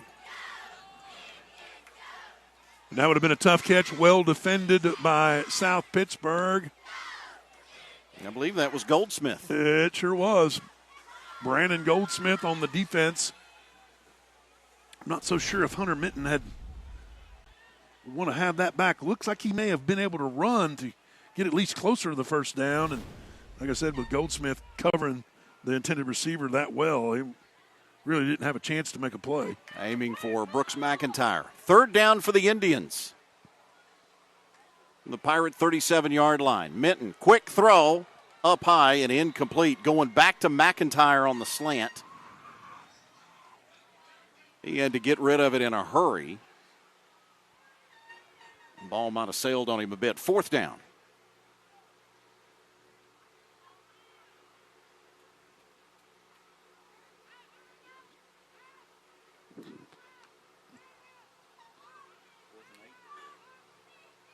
.5:16 remaining in the first half. South Pittsburg missed a field goal on their last possession. That's the first time tonight the Pirates have not scored when they've had the ball. Minton puts it up, has a man open downfield, incomplete. No penalty flag.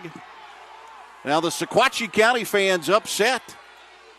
They wanted the pass interference call. They won't get it. And an incomplete pass, and South Pittsburg will turn it over on downs. And behind the defense, just had to wait for the football to get to him. And there you see Austin Griffith. And he may have arrived a little early, but, I mean, in real game time, that's going to be hard to call. But those guys down there don't have the benefit of seeing it in that kind of slow motion. Slow motion, right? Like we do. But the old home field advantage, I think that's what the Indians faithful was talking about. You expect that home cooking.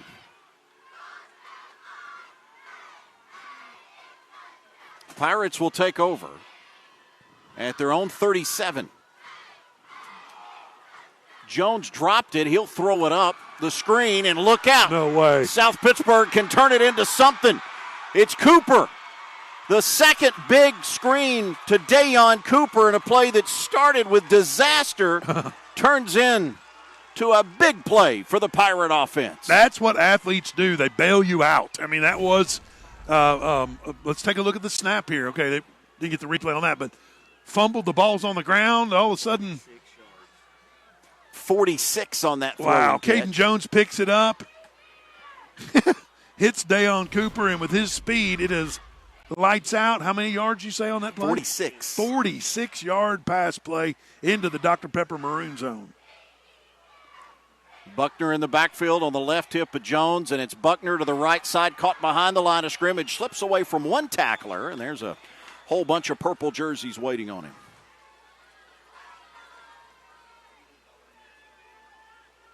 Well, Rusty McIntyre talked this week about how concerned he was with the athleticism that South Pittsburg has. He said that he didn't feel like Sequatchie County had that guy that can outrun everybody. And he said, I feel like this is as fast maybe as Sequatchie County has ever been. Right. Russ Stone told us the same thing. He goes, look, they've got an incredible group of athletes up there. But again, he was talking about that speed that South Pittsburg possesses.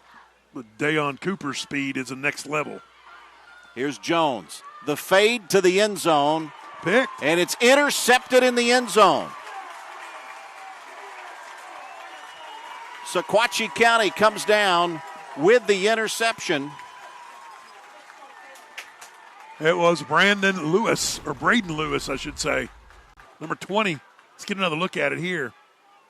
Kind of thrown behind the intended receiver, and Lewis smart enough to hug that thing, bring it down to the turf, and the Indians are taking it the other way. Sequatchie County only had 3 possessions in the first half. Scott, this is their second now in this second half. Nobody's been able to put together those 11, 12-play drives like what we were seeing in the first half. 3:40 to go here in the third. South Pittsburg has scored 17 unanswered after Sequatchie County took the 6-0 lead to start the game. Minton throws. Caught. Did he hold on? He did not. Lucas Eisenhart was his intended receiver, and he just couldn't scoop it off the turf. Thrown a little bit low by Hunter Minton. But Eisenhart at 5'10", 175. Oh, he just tried to snag it before it hit that turf and couldn't find the handle.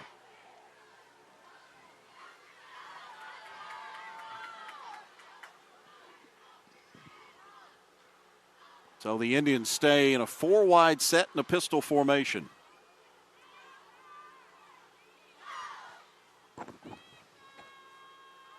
Minton again to throw. Being pressured. Slips away from one.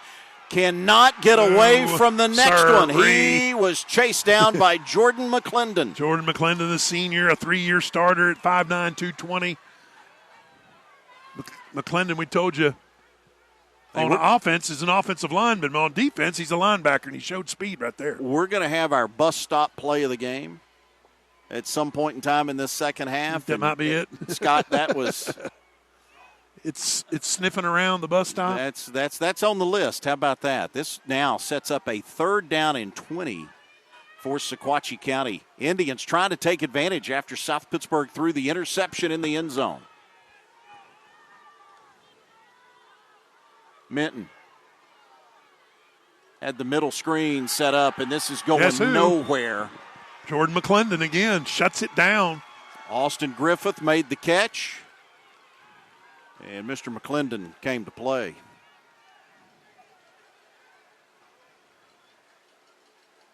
What a great series defensively for McClendon. Going just when you thought if you're Sequatchie County, you get momentum back.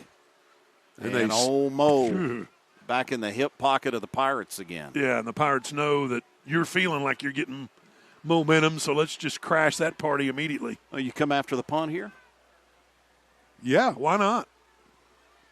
Why not? Put pressure on them. Lazarez with a high snap. Check that. It was Gowan Brown. And it's taken by South Pittsburg on the run. And the Pirates will be in great field position after the return for South Pittsburg by Avery Green, the sophomore. Pirates with the ball when we return. 1:36 to go in the third. 17-6. Dr. Pepper Friday Night Rivals presented by CHI Memorial.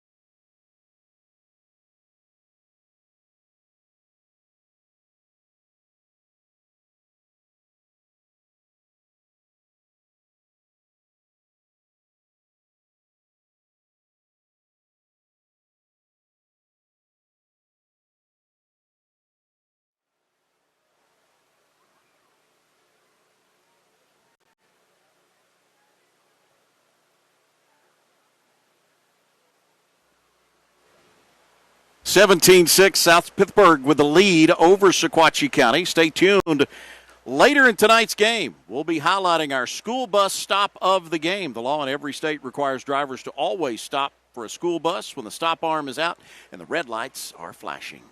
We got a long list of plays as possibilities for our school bus stop of the game. South Pittsburg, Sequatchie County on Dr. Pepper Friday Night Rivals presented by CHI Memorial. Crisco Fourth, Scott McMahon, Mackenzie Johnson, and our whole CW crew tonight from Sequatchie County High School. A nice return on a short punt by Sequatchie County, and the Pirates are in business at the Indian 32-yard line. Jones is going to split out wide. It's Dayon Cooper now lining up at quarterback. Cooper racing. Look out. Look how fast that guy is. Holy cow, Dayon Cooper. Touchdown Pirates. One play, 32 yards. And he's the one for the Food City touchdown there.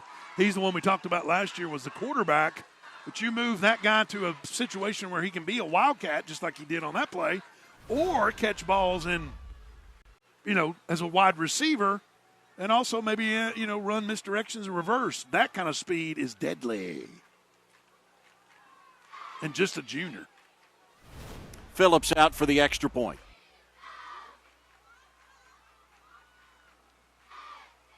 Snap, spot.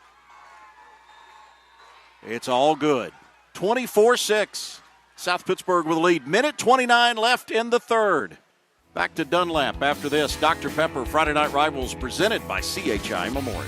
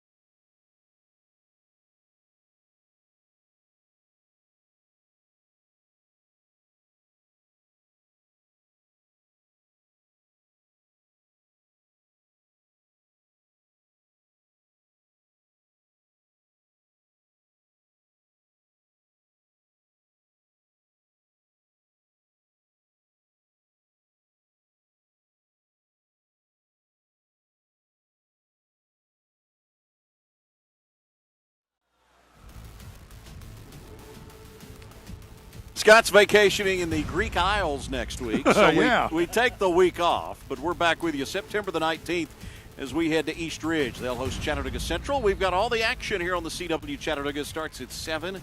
You can also stream the game on ChattanoogaCW.com. You can also find us on YouTube. I guess we're YouTubers now. Yeah, I guess we are. It's kind of scary. But a classic Chattanooga rivalry, Central and East Ridge. That is old school, isn't it? It is. That is old school. We get a little old school tonight in the Sequatchie Valley with the Indians and the Pirates in a series that dates back to 1941. Ready for our Aspire Dermatology kickoff. South Pittsburg has had the ball 5 times tonight. They have scored on 4 of their 5 possessions. For an offense last week that had some problems getting on track. Deep kickoff by Phillips. This is taken at the 5-yard line. On the return and being upended is Lucas Eisenhart at the 22-yard line. I think it's the first deep kick we've seen all night, too. South Pittsburg feels like they can bottle up Lucas Eisenhart as they did on that return. I mean, he got 20 yards, or a little bit less than 20 yards, I guess. But South Pittsburg following a Sequatchie County punt. It was a one-play drive, 32 yards. Dayon Cooper took the direct snap right into the end zone. Sequatchie County's last possession, by the way, a 3-and-out. That was our first 3-and-out of this game. Empty backfield for Minton. Being pressured. He'll flip it downfield and out of bounds. Had Chadwick in the neighborhood.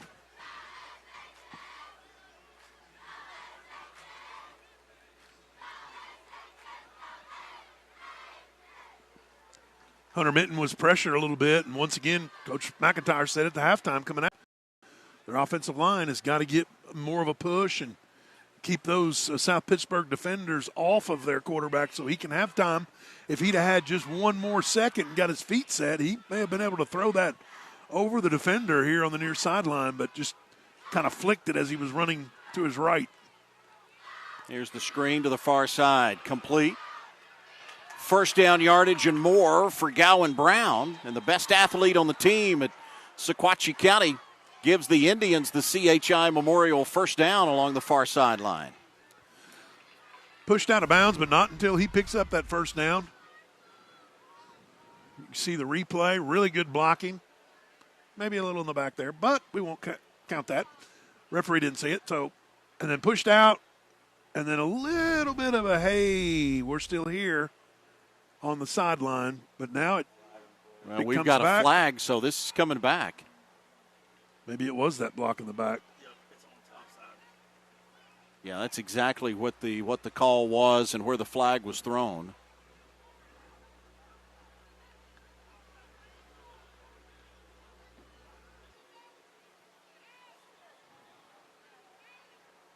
Well, the officials will talk it over. We have illegal formation on the offense. We have a block in the back on the offense. We'll assess the block in the back from the point of attack. So South Pittsburg will take the block in the back penalty.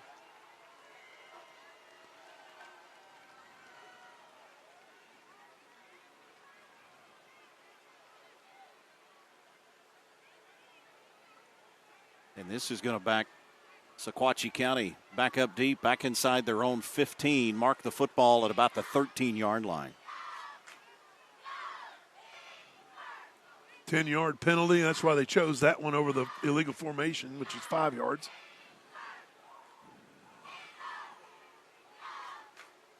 Second down and 20 for the Indians. And if you think those defensive linemen haven't had their ears pinned back all night, this right here, they're going to come after and pressure the quarterback in a big way. Has to throw it up and out of bounds. He had no choice but to throw that away. Big pressure. Jordan McClendon, we've called his name out a bunch tonight. Scott, very similar as we've got a South Pittsburg player shaken up. That's Xavier Revere. Yeah. But very similar to what we saw in the last possession for Sequatchie County. They were backed up deep, had to punt from deep in their own territory. Good return from South Pittsburg, and what do the Pirates do? They immediately force you to defend the short end of the field, and they take advantage of it. Yep, and that's what they do, and especially with their speed. And, you know, we're talking about 3A Sequatchie County versus 1A South Pittsburg, and that's why during the offseason South Pittsburg was so highly thought of because of the collection of speed that they have. Big guys up front. You throw in a Clemson commit and J.R. Hardrick, and you've got all the ingredients for a state championship. Now you got to go out there and just take it by the horns and win the gold ball. Revere up and jogging off. Looked like a cramp they were working on with him. These live and local games made possible by many generous sponsors. Let's take a minute and say thanks to a few of them, including Dr. Pepper, Scott's Furniture, Big Woody's Tree Service, CHI Memorial, Food City, Hep Cooling, and the Tennessee Army National Guard. Good crowd on hand for both schools tonight. That is not a happy little Indian right there. No, he is not. But as you mentioned, good crowd because both these schools have tremendous fan base and support.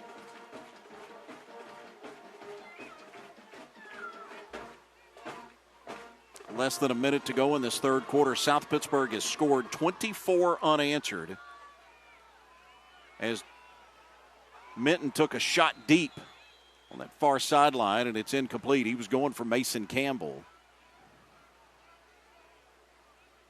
And now on a fourth down, Indians forced to punt it away. And once again, they will kick deep in their own territory. South Pittsburgh's return men, both of whom are standing on the plus side of the 50-yard line. Both of them right on the 45. Avery Green, Brandon Goldsmith.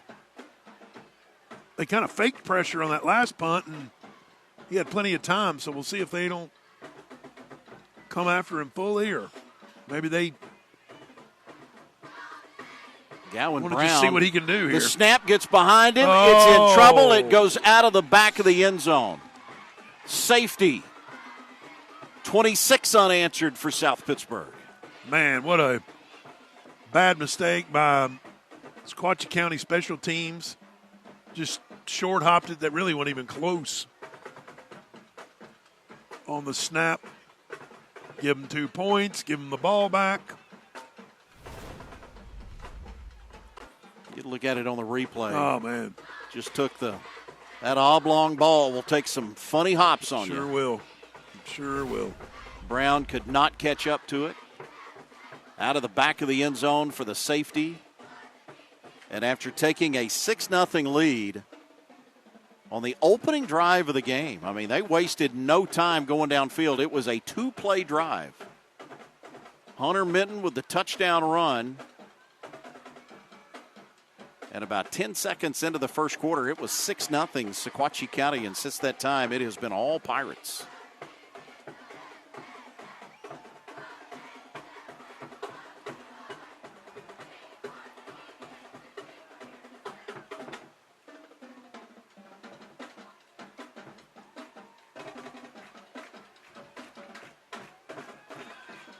Lazarez will kick it. The squibber fielded by the Pirates on their own end of the field. At the 40, the 35, gets outside. Look out, that's Green. He's got room, and he's chased out of bounds over on the far sideline. South Pittsburg is going to start in great field position. Run out of bounds by Austin. No, I'm sorry. Yeah, Austin Minton. It wasn't Avery Green. It was Martavius Smith. It was 15 and not 16. Another guy that can run. Just the way he dodged all these defenders, kind of weaved through him, was impressive. So the Pirates are back in business. Smith, a 5'10", 155, speedster, junior wide receiver. You could say that about a lot of guys on that roster. Speedster.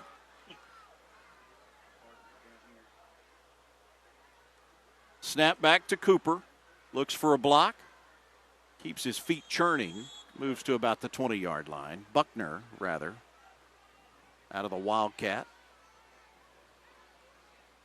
Well, for a guy that has had some hip surgery in the offseason, Scott, he's looked awfully healthy tonight, hasn't he? He has. Banged up in that first quarter, but then came back in like nothing had happened, and he just has been impressive as we faithful rise to their feet. 26 unanswered points for South Pittsburg and a 26-6 advantage. We head to the fourth quarter. Dr. Pepper Friday Night Rivals presented by CHI Memorial. We'll return to Sequatchie County for the fourth quarter after this.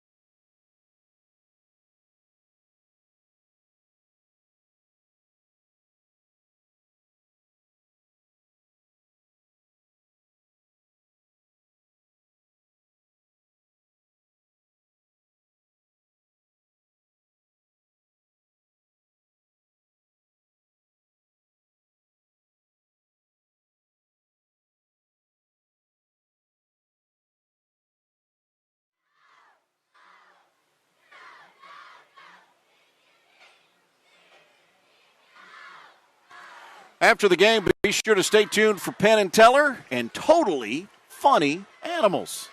That's following our action here at Sequatchie County tonight.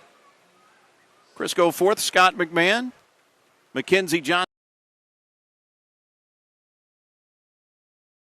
Pittsburg Pirates have scored 26 unanswered after Sequatchie County took the initial 6-0 lead. It has been all Pirates. I think the biggest thing we've seen is South Pittsburg has found themselves. I think they were a little lost after what happened. An off season of a whole lot of hype and people telling them how great they're going to be.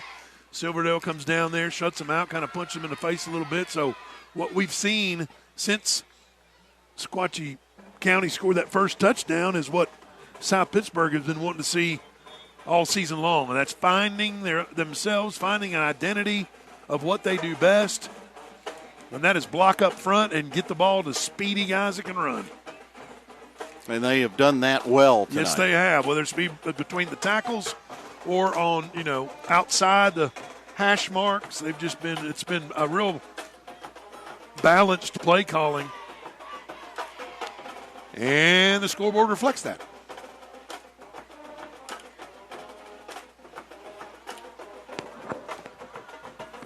Michael Buckner in at quarterback for South Pittsburg with an empty backfield.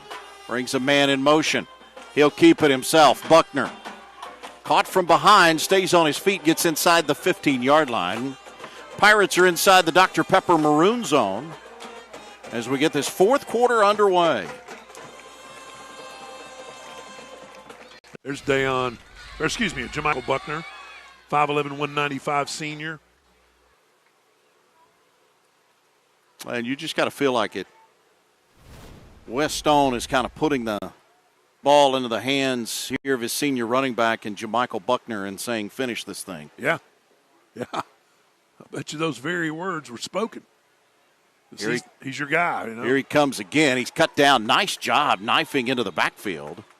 That was Harrison Smith. We haven't talked about Smith tonight. Scott, that may be the first time we've mentioned his name. Yeah, Harrison Smith is a right side defensive lineman, 6'3", 230, makes plays. Had a sack fumble last week versus Signal Mountain, and you see him kind of just blast himself in there to get Jamichael Buckner on the ground. That was Britt Chadwick that came through and made the stop. There's a look at Harrison Smith, valedictorian. Nice. Feel like he will end up being a service academy kid. He'll the Army, That's Navy. What he wants, right? Yeah. That's exactly what he wants. Well, we've got a timeout for South Pittsburg. First timeout of this second half. The Pirates will choose to stop it with 10.5 to go. Breaking the action. Let's step aside. Here from Sequatchie County High School, Dr. Pepper Friday Night Rivals presented by CHI Memorial.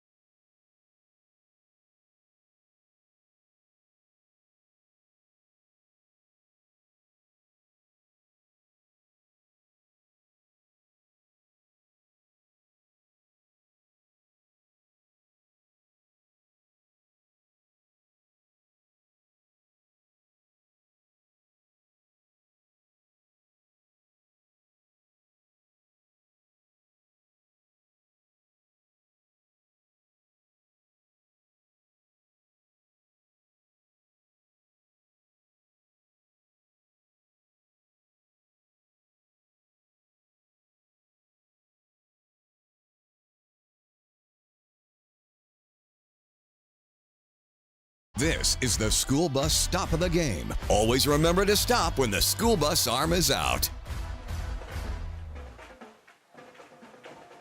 Let's take a look at tonight's school bus stop of the game. Always stop for a school bus when the stop arm is out and the red lights are flashing. Not stopping or trying to beat the stop arm puts lives at risk and can result in large fines, points on your license, and license suspension. It is our school bus stop of the game. How about this play and this sack? Jordan McClendon. This set Sequatchie County back deep It forced a boom, physical tackler. Nice return by South Pittsburg on a punt, and the Pirates would go on to score.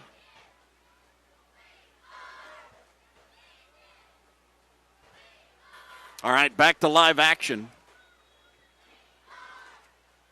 10.5 remaining. Here's Buckner. Sidesteps one, steps two. Man. And will carry two more inside the 5-yard line. Mark him down at the 1. And South Pittsburg set up with a first down and goal at the 1. How about that footwork? Just dances left to right.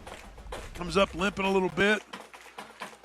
But just the stop and start and side to side from Buckner is just fantastic.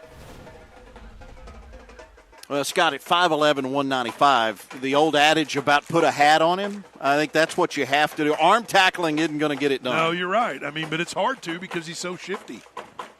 It's hard to get square with him. And Buckner will stay in at the quarterback spot.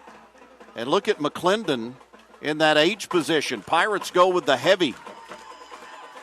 And here he goes. Touchdown, South Pittsburg. Yeah, so he runs right behind. You called that one, Jordan McClendon. Not only our bus stop of the night, but the Food City touchdown sprung by Jordan McClendon. Touchdown, Jermichael Buckner. Buckner with a 1-yard touchdown run. And get a look at it. Pirates went with that heavy package. Those two big bodies in the backfield and an offensive line that has been dominant tonight. Phillips' extra point attempt is up, and it is good. South Pittsburg with the lead. 33-6, 33 unanswered for the Pirates. They are rolling. Dr. Pepper, Friday Night Rivals, presented by CHI Memorial.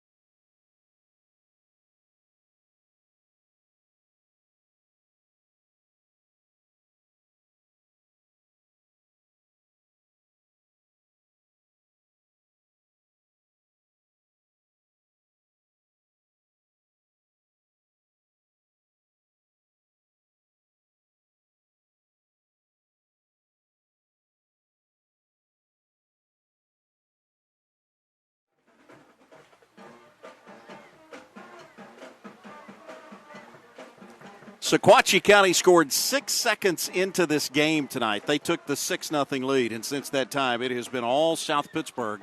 Brandon Goldsmith pulled in a 26-yard touchdown pass. Dayon Cooper has 2 touchdowns tonight for South Pittsburg, a 53-yard pass reception and a 32-yard run. Alex Phillips with a field goal tonight. Jermichael Buckner capping the Pirates' most recent drive with a 1-yard plunge. 33-6. Got 9:34 remaining.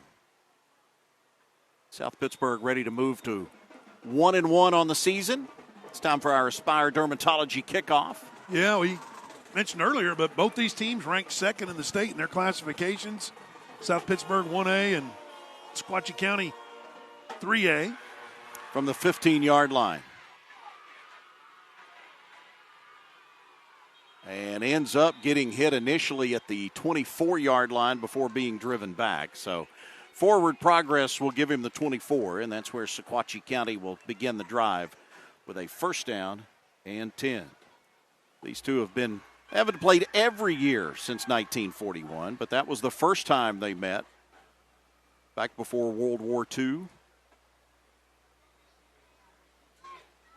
Probably a couple months before the Pearl Harbor that fall. This is the 56th all-time meeting. South Pittsburg has won 38 of the previous get-togethers.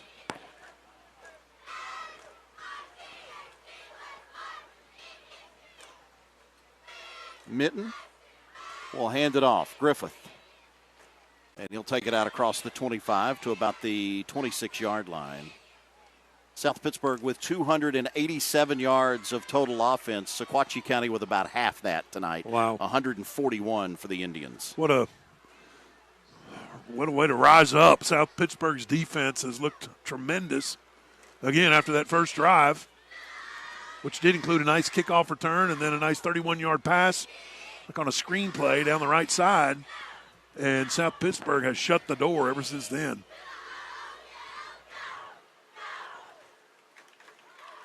Mitten on the play fake. This is tipped into the air, nearly caught, nearly intercepted. 81-inch arm It'll get you every time, won't it?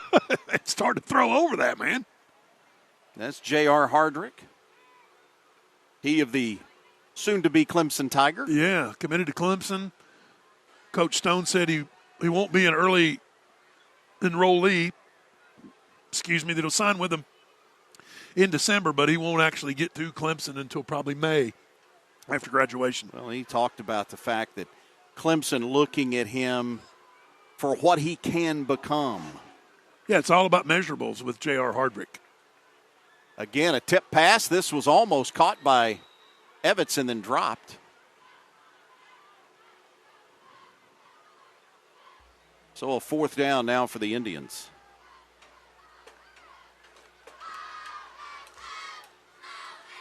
They'll be forced to punt it away. This is only our second 3-and-out in this game. Both of these teams have shown the ability to put together long drives. Gowan Brown will punt it away.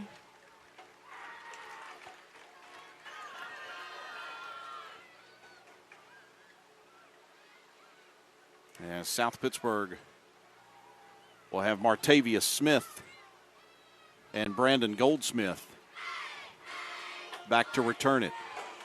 And Sequatchie County with a fake punt attempt, and they cannot convert. And South Pittsburgh is going to get the ball back in great field position. And they're going to want to make them pay for that. Indians tried to pick up the first down. Ends up gaining about 8 yards, but it's not enough. And South Pittsburgh will start at the Sequatchie County 28-yard line with a first down.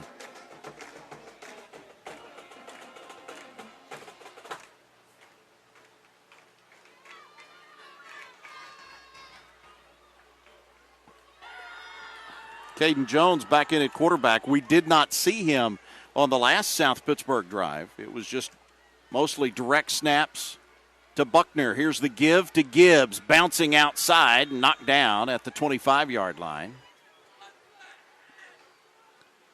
Gibbs, another one of those options we talked about. Just you feel comfortable with the ball in his hands. Decent speed, not Dayon Cooper speed, but decent speed. And Gibbs, a guy that's going to be a problem for teams for another year, just a junior. You see his numbers on the night. 3 carries and 14 yards. Yeah, we mentioned it earlier. Look, they got a bevy of kids.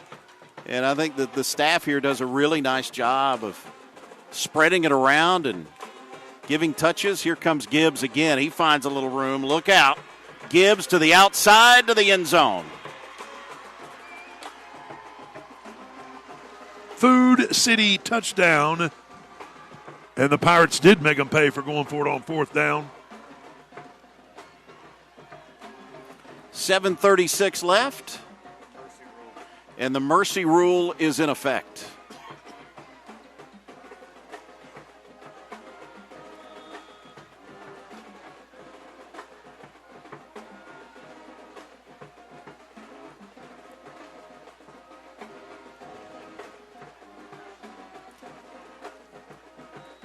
Alex Phillips with the extra point. And South Pittsburgh has done it in fine fashion tonight for a team that struggled so mightily last week. They've been able to put it together tonight against their Sequatchie Valley rivals. Let's get a look at our player of the game tonight. And how about this group? The South Pittsburg offensive line. I love it. This bunch has been absolutely dominant in this game. Look at the two big guys kicking out. I mean, man, that is unreal. That's Cooper just barely getting touched. C.J. Francis, Jordan McClendon, Chris Gonzalez, Logan Sisk, Xavier Revere. These guys have come to play and are big enough and strong enough to just impose their will on this Sequatchie County defensive front, and they're going to do that a lot this year. I think if you go back and look at last week for South Pittsburg and then this week, I think maybe it's the way the offensive line took control tonight, and we saw it early. You go back to the first drive against South Pittsburg and look at the push those kids were getting off the offensive line and the way they were able to push guys back. South Pittsburg was going 4 or 5 yards a play before the Sequatchie County defense was ever able to put a hand on them. Aspire Dermatology kickoff, and, Coach Wes Stone for South Pittsburg told us Silverdale was just super disciplined, and we weren't. Bad snaps, drop snaps, just little silly things that you definitely have to clean up if you want to have any chance at being a state champion. Well, and look, we saw maybe a little an extension of that tonight early from South Pittsburg. Penalties, costly penalties for the Pirates. Now, they were able to overcome them, but a lot of penalties. Where's that gone lately? Knock on wood, I guess, if you're a Pirate fan, because that has not – we haven't seen the penalty flag against the Pirates here, it feels like, in this second half or even late in the first. Somebody got somebody's attention on that South Pittsburg sideline. I'm going to guess that's Wes Stone, the head coach, just telling them we are not going to fall back into this trap of mental mistakes. 1st and 10 here for the Indians. Minton in trouble, and Minton will be sacked. Chased down and dropped. For South Pittsburg, coming up on the stop for the Pirates, it was Anthony Dickerson. Yeah, Anthony Dickerson. There you go. A senior. Senior getting his name in the scorebook. You get a look at it here on the replay. He does a nice job, unblocked around that right side of the Sequatchie offensive line, and makes the big sack on Caden Jones. Or I'm sorry, that was Minton. I'm sorry, that made the sack. Hunter Minton, the Sequatchie quarterback. And Sequatchie County, they're going to keep it on the ground here. They want to chew up a little bit of clock with this game in hand at 40-6. You mentioned Wes Stone, South Pittsburgh's head coach. I had to ask him this week because, look, the Stone family has quite the collection of jewelry. I don't know if anybody can beat that, certainly in our area, but, even across the country. Wes's dad was a part of the 69 team at South Pittsburg. These are all state champions. Won a state championship. Wes was on the 94 team that won a state championship. His brother, Matt, was a good player on the 99 team that won it. His sons have all played for a state title, all of them except his son Jared, and he's got 3 sons total.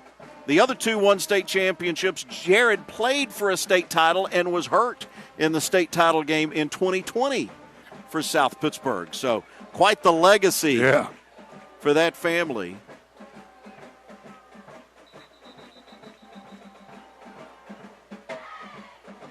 And Wes could not think of anybody, and I've known him for a long time, but I couldn't think of anybody better suited to lead this program than he is. That is a guy that bleeds orange. He's basically been around the program his entire life, but certainly since his playing days of, 1990, he was a freshman, so you're looking at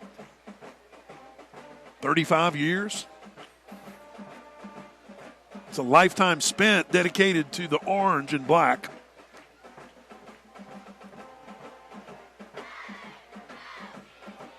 Indians will punt it away, and we get a whistle on the punt. And a fair catch that was asked for. Now we're going to move quickly here over the last 4 minutes in this fourth quarter with a running clock.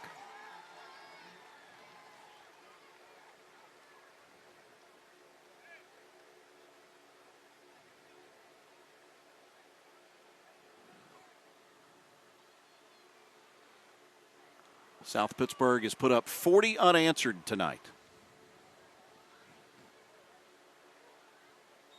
And Alex Phillips will check in at quarterback as it is a lot of backups and young guys getting the opportunity tonight for the Pirates. There's a look at Phillips. Has a field goal to his credit tonight. Couple of extra points. Trying to make sure they get the right personnel on the field. Well, I think South Pittsburgh's going to call for the timeout, and they will. Again, I look, when you get – they were in a four-quarter game a week ago, so for them it's the first time that, at least this season, a lot of those kids have been able to get out on the field.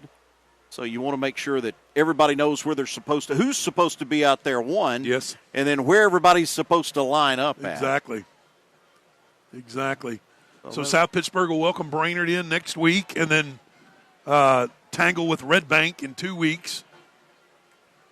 But as I said earlier, I really think they found themselves tonight here at Sequatchie County. South Pittsburg looked more like themselves, the team that we saw last year. Sequatchie County will get Marion County next week. Marion County having a handful tonight against Whitwell. Let's take a moment and say thank you to some of our sponsors: Dr. Pepper, Aspire Dermatology, Chattanooga Allergy Clinic, Casey Custom Docks, Josh Houston and Associates, and TVFCU. Thank you for making it possible for us to bring you these live and local games here on the CW Chattanooga. We take next week off. We throw you an old school Hamilton County rivalry the following week, Central and East Ridge. How many great players have played for those two schools throughout the years? Pirates on the ground. Roll with Connor Mitchell, freshman. Getting a couple of carries. Clock winding down to that 3-minute mark. I look forward to that one. That's one of those that's... Probably starts with Bobby Hoppe, who played with Auburn in the 57 National Championship. Yeah. He went to Central. And then just the news a couple weeks ago of the legendary Rodney Ballard, who played at East Ridge in the early 80s, who was a fantastic running back. He unfortunately passed away, so thoughts and prayers with his family. But what a legend that guy was. Woo! Yeah. Two programs with a... Much like the two we see tonight, that's two more programs with a long and proud tradition.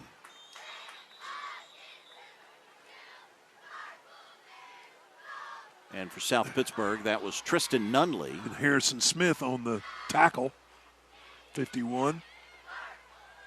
Nunley in at quarterback. Alex Phillips came out with the offense, and then they pulled him back off, and it's been Nunley at quarterback, and there's Smith racking up the sack. Third down for South Pittsburg as we roll under 2 minutes.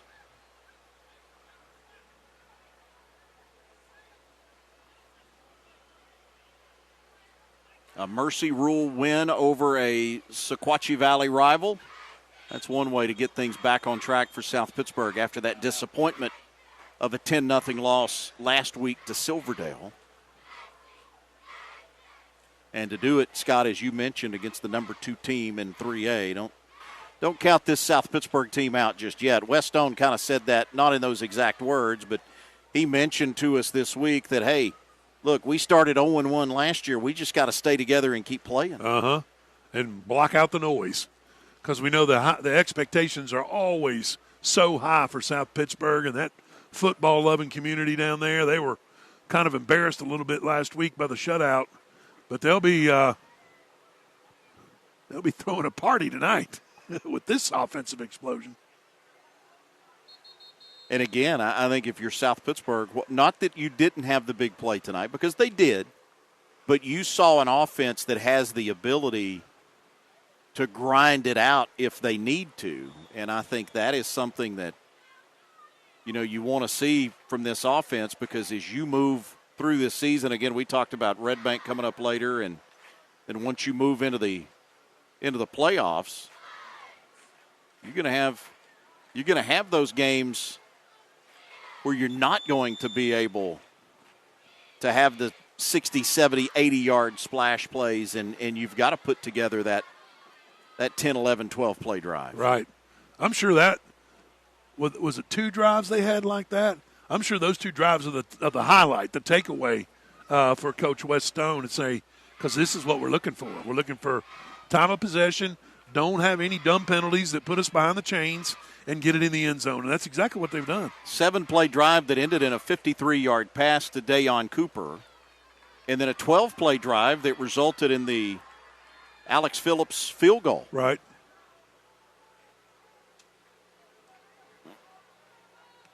And it's Phillips to punt it away. He gets away a high kick.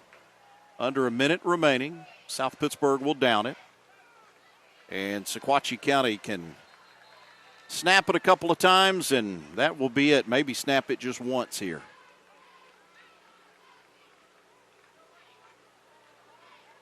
The Indians will fall to 2-1 on the season. South Pittsburg will even things up at 1-1. Wes Stone can finally take that headset off.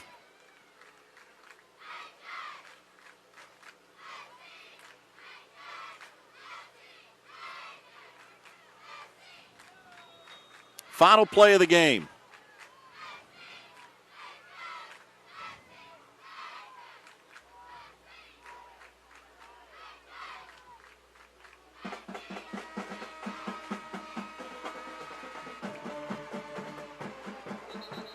And he stepped out of bounds, so that will do it. That's the way the game ends. South Pittsburg, a 40-6 win over Sequatchie County. And Scott, as we've talked about throughout this second half, pretty impressive performance for the Pirates. And again, it starts with those big guys up front. Offensive line set the tone. No question they set the tone. Very physical, very mistake-free for the most part. And you get Dayon Cooper or Jermichael Buckner in some space. Brandon Goldsmith, let's throw him in there. J.R. Hardrick, who's blocking passes with the 81-inch wingspan. They just got a great combination of everything, and that's why folks always kind of thought this offseason that they're the favorites to win the state in 1A and end up in the Blue Cross Bowl down at Finley Stadium in December. Make sure you stick around. Coming up next, we've got Penn and Teller and Totally Funny Animals. That's coming up after we wrap it up here from Sequatchie County. South Pittsburg getting it done tonight. Pirates are now 1-1 on the season. Sequatchie County falls. They go to 2-1 on the year. They get set to face Marion County next week, while South Pittsburg will return home, and they will face Brainerd next Friday night. These live and local games again made possible by many of our generous sponsors. Thanks to Dr. Pepper, Scott's Furniture, Big Woody's Tree Service, CHI Memorial, Food City Help Cooling, and the Tennessee Army National Guard. The Pirates are gathering down on the field. We are just about to have our belt presentation. We'll do that when we return back to Sequatchie County after this. Dr. Pepper, Friday Night Rivals, presented by CHI Memorial.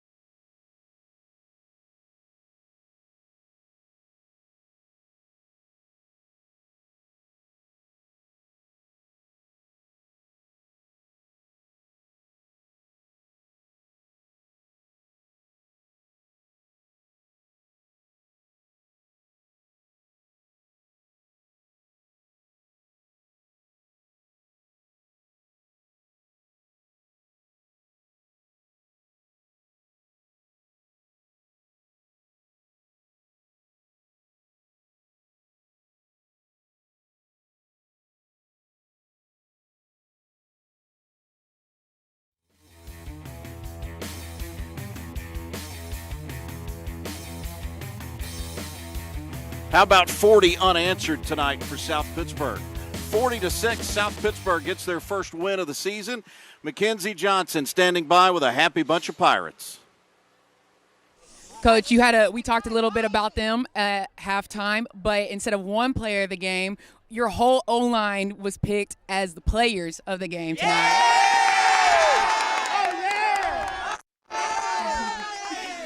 Talk about how proud you are of them and what does it mean to have a senior lineup like them? Oh, well, we've said it since the preseason. You know, we've got a lot of veteran guys up front. You know, we've got a lot of seniors and a junior up front, and all those guys started last year, and you've got to be able to lean on them. And we started leaning on them as the game went on, and I think that finally, you know, the senior leadership kind of showed through. I think tonight we also have to highlight that your defense held them to one score the entire game. How proud of you of your defense tonight? Oh, hats off to Coach Peak, Coach Gilly, and the defensive staff. We said last week, you know, we felt like we let them down last week. We felt like we won the special teams and defense last week, but offensively we didn't win that part of the game, and it cost us. You know, tonight I feel like we won all three phases of the game. So anytime you can play defense like we did tonight and you can hold a great team to 7 points, you got a great chance to win. You're totally fine.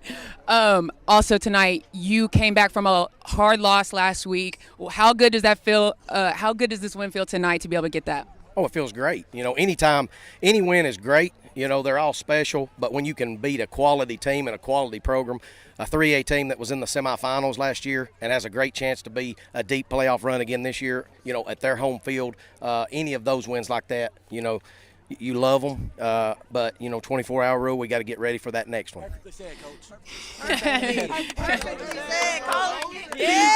Again, you guys played amazing. It really seemed like you guys pieced everything together. How do we plan on carrying that to next week? We just got to continue to work. Every day we talk about coming back and being better than we were the day before, so we just got to continue to work and get better each and every day. All right, there's one last thing to do. You want to go ahead and open this? Oh, yeah. Hey, we're ready right now. We're ready right Oh, yeah. Where the lineman at? Oh, yeah. I'm ready right now. I'm ready right now. Well, look, no matter where we go, they love the belt. no matter how many man. times we do it. They love the belt. They love the belt. They didn't even give it time to get the wrapping off the belt. Don't care. They are ready. That is on the bus, and that is headed back. Let's get a look at your Scott's Furniture scoring summary. South Pittsburg, a comfortable victory. Maybe not as comfortable as that new recliner at Scott's Furniture, but the Pirates resting easy tonight after a 40-6 win. No question. And as you mentioned, 6 for Sequatchie County to start the game, but then 40 unanswered was just impressive. Coach Stone just told us it's a full team effort, all three phases, defense, offense, and special teams. They look great tonight, South Pittsburg did. Scott, enjoy your week off. Thank you. You too. We'll get together again in 2 weeks, September the 19th, as we head to East Ridge. Get a look at the statistics from tonight's game. South Pittsburg, again, dominant. You see those at 318 yards of total offense, each team with a penalty. Pirates were able to capitalize on that turnover they were able to get from Sequatchie County in time of possession, leaning in favor of the Pirates as well. All right, we'll see you again in 2 weeks. East Ridge, they host Chattanooga Central. We've got all the action for you right here on the CW Chattanooga starting at 7 o'clock Eastern Time. You can stream the game on ChattanoogaCW.com. You can also find us every week on YouTube as well. For Mackenzie Johnson, Scott McMahon, I'm Chris Goforth saying so long as we give you our final score. For the final time, South Pittsburg a winner, 40-6 over Sequatchie County. We'll see you in 2 weeks here on Friday Night Rivals.